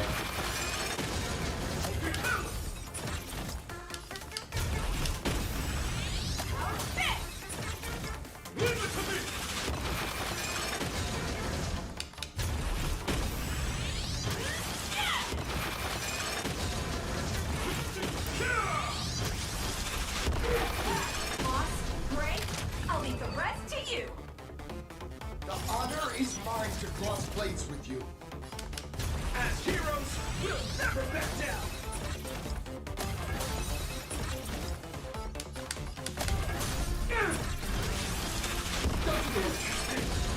Leave it to me.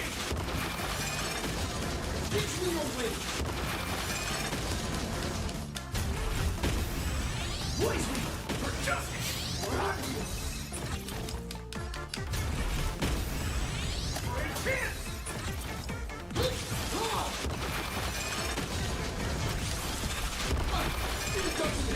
This strike contains all my respect. Bring it on! What? Even the invincible little raccoon is reaching her limit? Listen, those Oh, come on! This is fucking campy! one. Everyone's wishes. I've received them all. Railblade. Replica strike.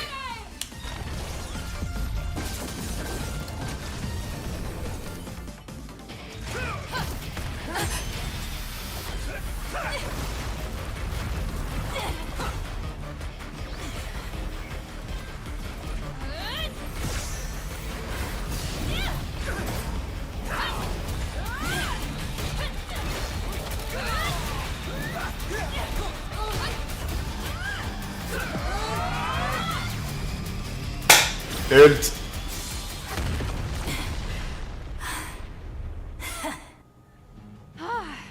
You really got into character.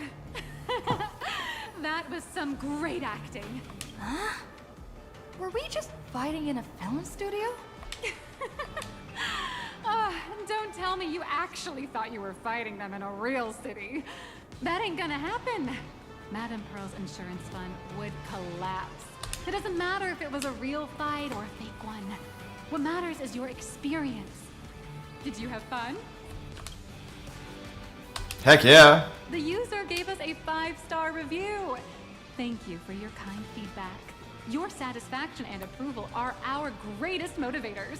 Oh my god, this was fucking corporate. Looks like the Daybreak Squadron is waiting for you. You gave them quite a combat lesson, it appears. Why don't you go share a few words with those youngsters? As expected of my senior, that was awesome! Before joining Daybreak Squadron, Gray had always been your fan. That kid knows every story about the Astral Express like the back of his hand. And he's always looked up to you as his role model. Even as his leader, I'm nowhere near as important to him as you are. Himeko, Trailblazer, Welt, and... What an amazing battle! Well, more than beating you, we were hoping Gray would leave a lasting impression on you. After all, being remembered by their idol is the highest form of praise for a fan, isn't it? Your team really gets along well. Bet. Besides my senior, my teammates in the Daybreak Squadron are the ones I trust the most. It's a shame, though. If she really could Blue become March, a member yep. of our team, our recognition would rise even further. After all, many people still think we're just playing hero. That's only because we haven't done anything truly heroic yet. Don't worry. Given the state of Duo-Mention City, a mind-blowing crisis is bound to happen sooner or later. And that's when we'll get our chance to shine! Ha ha! Yeah, just yesterday, I rescued 5 people from a gas explosion. Hope they recover soon. And spread the word about how awesome Daybreak Squadron is! There you go again. Casually saying the strangest things. Like the Astral Express. We don't need to act to prove something so long as we stay true to our own path. Sooner or later, Daybreak Squadron will be recognized by everyone. Silly you. Is the Astral Express all you ever think about? Why don't you just go join the Express as one of the Nameless? Come on. Don't make fun of me. I'm still just a rookie. How could I possibly be worthy of boarding the Express and fighting alongside seasoned veterans? You can be a nameless without... So long as you stay true to your own path. Anyone who perseveres in their own life is a hero indeed. Thanks for your guidance, Trailblazer. And lastly, I wonder if you could take a picture with the rest of us. Trailblazer, please, take a photo together with us. Oh, my senior's so... 3, 2, 1. Darkness wanes and dawn awaits. Time's about up. We should meet with Madame Pearl now. That was a bit much. Oh, right. Want to say goodbye to your big fan before we go?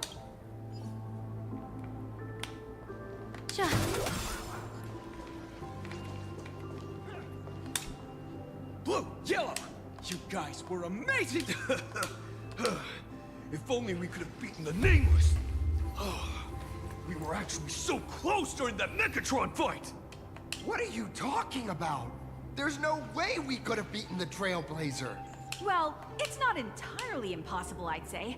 Ever since I converted, I feel like both my mind and body have become so much lighter. Gray, you really should join us. Gray, being a masked hero means facing all kinds of dangers.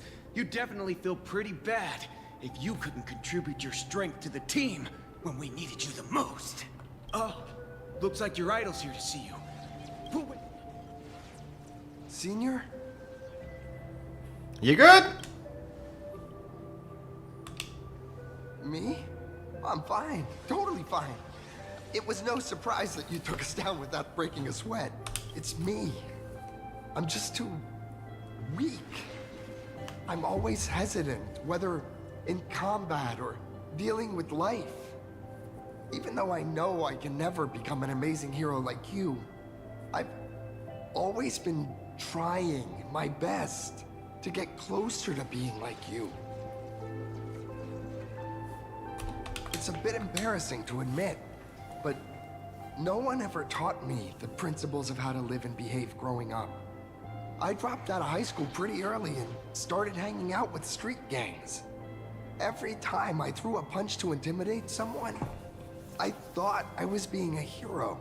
But when I saw how scared those people were, I had this nagging feeling that maybe I was doing something wrong. Later, when I read about the Astral Express story online, now I too have a chance to become a hero like you, but I'm just too weak. I don't have the immense strength like the Express Nameless. I don't even have any special talents. Maybe I've chosen a path that doesn't really work for me. Strength isn't a nameless strong suit. Silly you. There are plenty of powerful ones in this cosmos.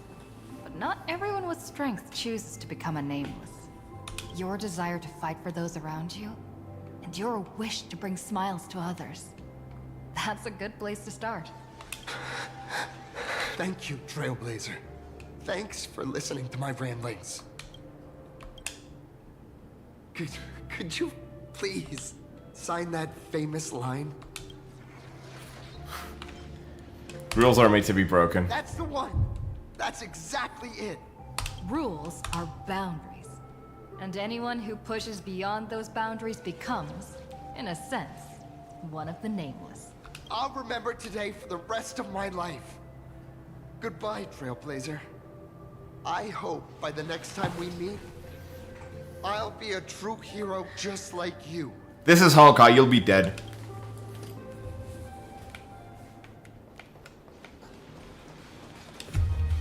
Well, that about wraps up today's... quite a few You're only fans. realizing that now. That's your greatest advantage in joining the Phantom Moon Games. A story that's already spread far and wide. Indeed, rather than the power to rule this world directly, that individual draws even greater strength from Perlux. The stories and dreams spun by this enterprise are capable of steering the future of plain Arcadia and of serving as the cradle for new imaginae. Madame Pearl is waiting for you at the top of this building to discuss matters regarding the Phantom Moon Games. Let me give you a little reminder. The rules of Phantom Moon Games have never required any competition between supplicants. You seem to be well versed in this. As an IPC employee, I've said far too much. Your friends are waiting for you in the hall. You should go meet up with them. Don't keep them waiting too long. I feel like Mechatrons are really take off.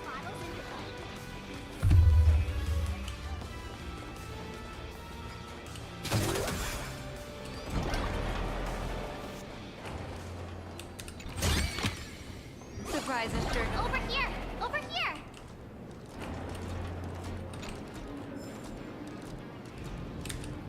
Mr. Yang and I watched the whole thing on the screen. Not only did you assemble the Mechatron and give autographs to your fans, Mr. Yang's looking at you with such loving eyes. Like a parent watching a kid riding on a carousel at an amusement park. Indeed. Seeing her so happy reminds me of my younger self. Those were the days. Dude. You saw the Herrscher of Void fuck up your planet multiple times. Happier.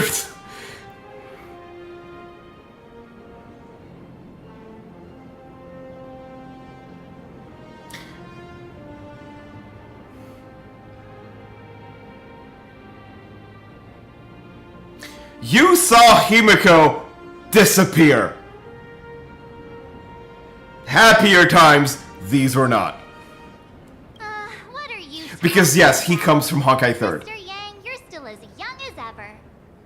Oh, right. We've been wandering around here for ages and seen everything there is to see. What's this Madame Pearl really up to?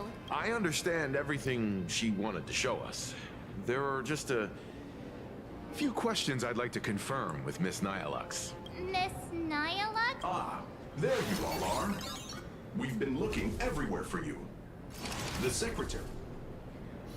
Just as I thought, that woman seems pretty suspicious. Wait, if Mr. Feld is the one who's supposed to meet... Miss Nyalux? Who? Agent Nyalux. And P-30? Imagenesis technology to... Could she be some kind of corporate spy who snuck into the building? Oh, this is a real mess. What are those security guards even doing? Distinguished guests, are you hurt? Or did she trick you into giving her money or anything like that?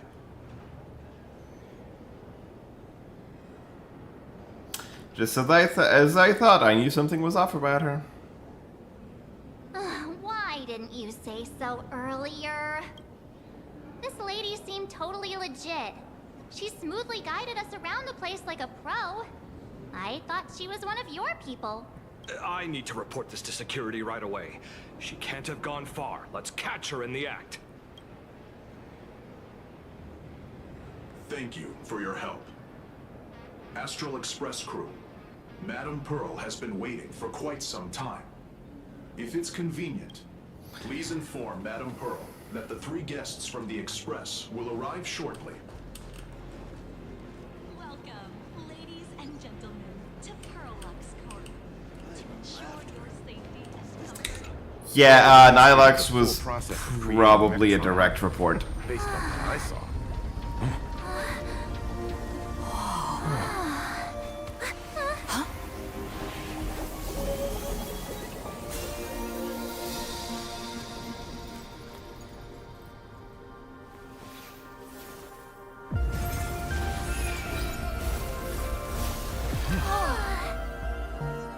Whoa!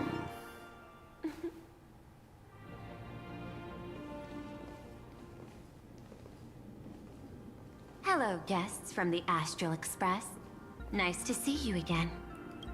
Thank you for your gracious hospitality, Madam Pearl. I understand there was a minor incident in the lower lobby involving someone impersonating a Pearl Lux employee. I hope it didn't spoil your enjoyment. On the contrary. We're fine. Don't worry about us. But how are things with you? Did you lose any valuable tech? Blueprints? Or top secret information? No. Pearl Lux's data firewall remains untouched, and all assets under security network surveillance are intact. The only change is an additional expense claim under my employee ID. Never mind. I can make a preliminary assessment that this was the result of someone's momentary impulse. Lately, mishaps have been piling up, like dark clouds before a downpour, casting shadows of uncertainty over my plans.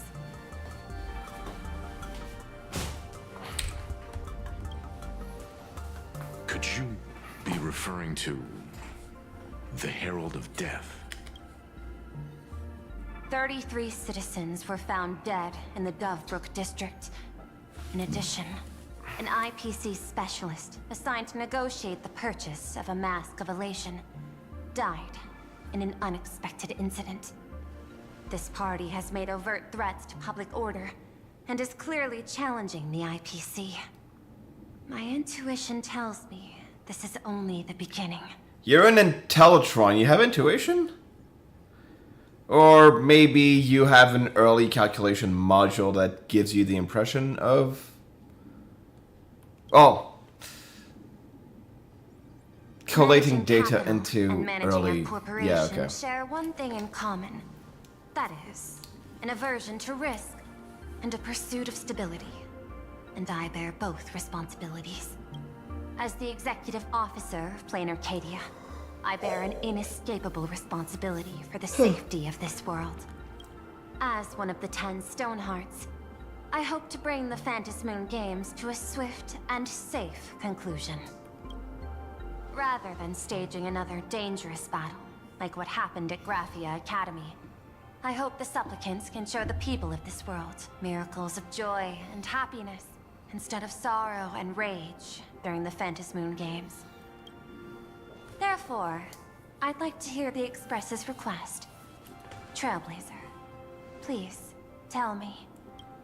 What's your ultimate goal for joining the Phantom Moon Games?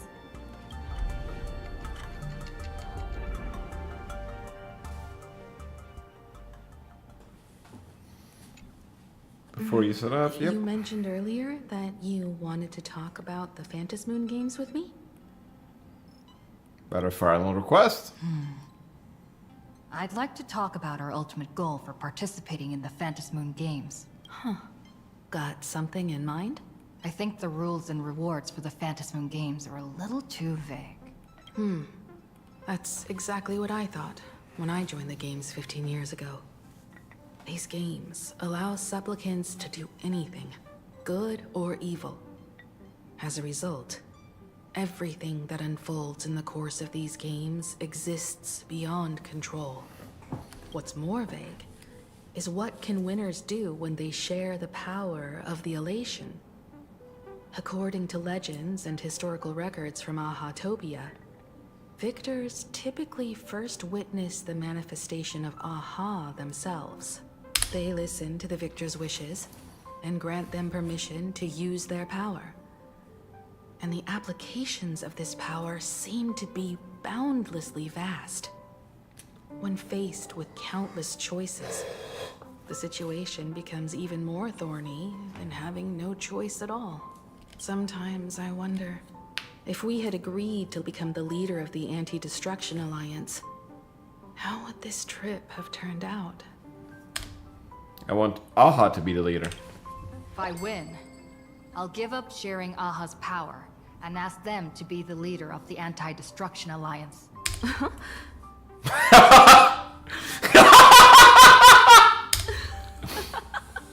That's such a hilarious idea. I can totally picture it. I'm being that serious. I get it. That's actually a brilliant idea. To begin with, this is far more meaningful than taking up a god's authority and squandering it freely for a single minute. Secondly, placing an Eon on the righteous cause of opposing the universe's greatest threat is something neither the IPC nor the god itself could reasonably object to. Finally, this would also help us avoid the risk we currently face. Cooperating with the IPC while remaining wary of being drawn into its ambitions during the operation of the Anti-Destruction Alliance. If we handle the negotiations well, perhaps AHA could stand behind the Astral Express. Just like our cooperation with the Xianzhou, where we could maintain distance from one another while offering support from afar. The only question is, will AHA agree? Don't worry about that. From what I know about them, they'll agree. Hey, Akavili! How nice of you to just drop in on the conversation and just share that tidbit of your mate's thought process. This bastard is Akavili. And he's just chatting with AHA. I'm fucking calling it. What kind of god of games would they be if they broke their own rules? Besides, they still owe the Express a debt. How the fuck do you know that? Yeah, no, Aki, just, hey Aki, you're Aki. This is their IOU for the Express debt from when they were traveling with Akavili, complete with their signature and seal. Solely for the sake of fun, I have on numerous occasions during my voyage aboard the Astral Express misappropriated and vandalized public property of the Express, thereby incurring financial losses to the Express and liability for the third-party damages. Having received the conductor's earnest instruction, I have come to a profound realization of my transgressions. I hereby itemize out all outstanding repairs below to be settled at a future date. The itemized list of reparations due from AHA is as follows: Tether microwave oven, supersonic slippers, opto camo cloak, anti-grav levitation carpet, hater brooms bearing a striking resemblance to stores, liability for disentries jointly assumed with Akavili. Leviathan tooth, trimmed conductor outfit, organ dragonflies. Medical expenses incurred due to allergic reactions from the introduction of electronic mustard into the rice cooker. Graffiti removal fees from was erratic common fish caused a collision resulting in damages to Pi Solar sales on Pi Goldberg. Assume with Akavili. Satellite unit from WoW.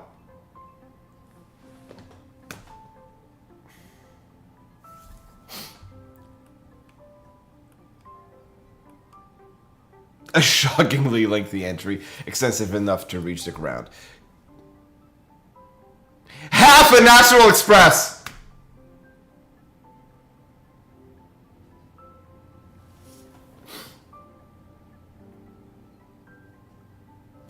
Debtor, AHA. This crawl's signature looks sketchy no matter how you look at it. Is this really from AHA himself? Yes. Passenger, use this to blackmail them. That one will definitely give in to your demands. Probably. So, you're saying you want AHA to take on the leadership of the Anti-Destruction Alliance? Logical extrapolation. Failed. Success rate indeterminable. This peculiar proposal nearly brought my thought process to a halt. Yep, and Teletron would be... This request is far too lacking in structure. Yet within an irrational context, it seems to conceal a certain kind of logic. Oh! Creativity emergence! If the universe is the master of Elation's playground, then they should do something about this playground that's about to be destroyed. As expected of the Trailblazer, your thinking is so... out of the box. I've learned something today. Extrapolation failed. I've almost halted, but then I discovered something. Thinking extra logically and taking in the bullshit, maybe this makes sense. It's not about does it make sense, it's about can it make sense. Yeah, okay. Teaching a machine to do some fuckery. That's nice. However, I don't think you stand much of a chance in the games, because I've joined as a supplicant. So is this gonna be a boss fight? Not a single rule in the Phantasmoon games requires supplicants to engage in combat, so there's no need for hostility between us. Plain Arcadia's administrator is a supplicant? At the same time, she has at her disposal assets of staggering magnitude. What, Perlux Corp among them. Aww, with money and power on her side, wouldn't her chances of success be way higher than ours? As I previously proposed to Miss Himeko, I'm willing to cooperate with the Astral Express to ensure the smooth progression of the Phantasmoon games. But the Astral Express isn't your only partner, is it? I have 2 other allies. However, you all are my most promising ones. Once the Astral Express joins, it will maximize the safety and success of this Ionic game, and I will do everything in my power to fulfill my partner's wishes within that limited minute. She's here to recruit us. As we told you before, our strategy is to become a sail, advance and retreat together. The Astral Express is not a lone supplicant, since we have our own allies in the games. An ally like Sparksy? It's true that you defeated her and took her mask, but given her typical decision-making style, Sparksy isn't exactly what you'd call a reliable ally. Besides, I have another ally. Hypothesis. The Sinwish Syndicate's missing mask. I thought it fell into the Xianzhou's hands. Don't tell me. Yao Guang gave it to you guys? That's right. 3 against 3. We're tied at the moment. With this new variable in play, I'll have to adjust my extrapolations. But the conclusion seems unchanged. After all, as the administrator of this world, I have the natural advantage in resources. That's your biggest weakness. An IPC senior executive. Plain Arcadia's administrator. A member of the 10 Stonehearts. Joining the games personally. It certainly has an intimidating ring to it. But, when you think about it, isn't this identity precisely the greatest burden Madame Pearl has to overcome? She's right. Your identity is far too sensitive. You want to control these games and end it safely and quickly. But Plain Arcadia's citizens might not see it this way. All they see is the all-powerful IPC and an influential executive pulling all the strings. Your every action will be scrutinized twice over. People don't want to see the IPC win. A sharp observation, I must say. Quite impressive. But I do not believe you yourself would overlook this. Madame Pearl, what is it that you seek to obtain from the Phantasmoon games at any cost? What I seek is a treasure lost to this world's history.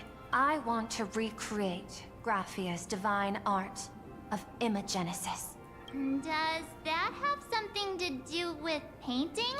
Hard to believe, no? My birth originated from the theme assigned by the celestial differentiator of planet Scrulum. Art. At first, I was nothing more than a machine that imitated human paintings. For an Intellitron, Generating works of art is no great challenge. Day after day, I studied. Day after day, I exhausted every possibility. I could instantly analyze the proportional structure and pigment composition of any painting. I could precisely reproduce every pixel of Graphia's masterpieces.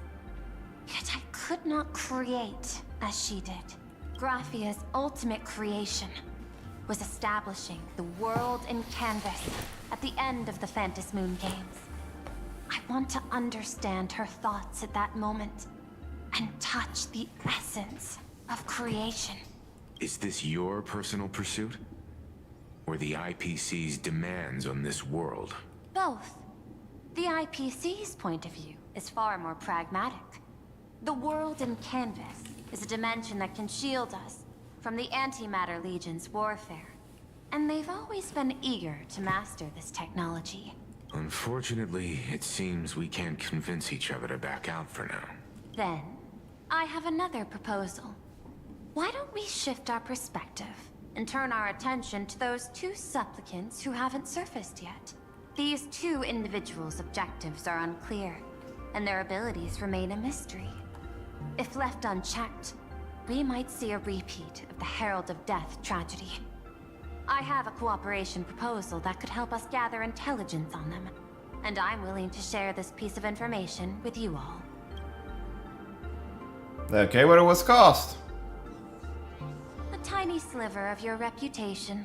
Before we move on to the details of our cooperation, would you like to take a short break and have some tea to wet your whistles? Or shall we continue? Having some tea wouldn't be I've bad. prepared some refreshments for you. Please, help yourself.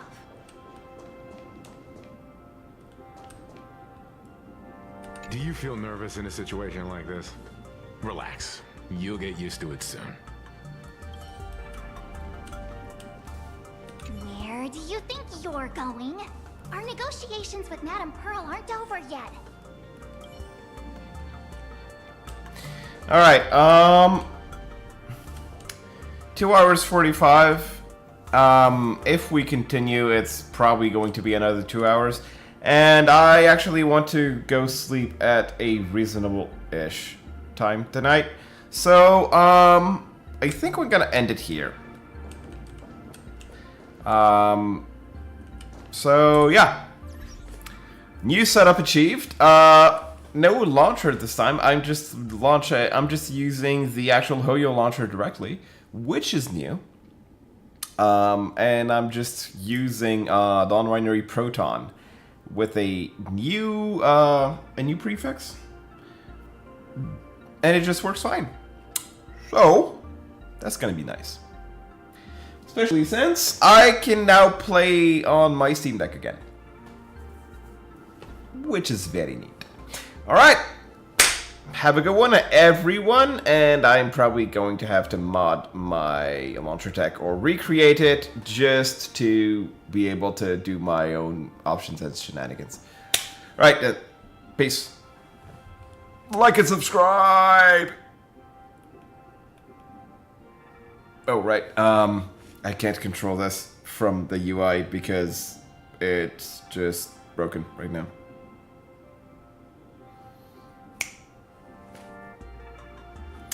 There we go. Again.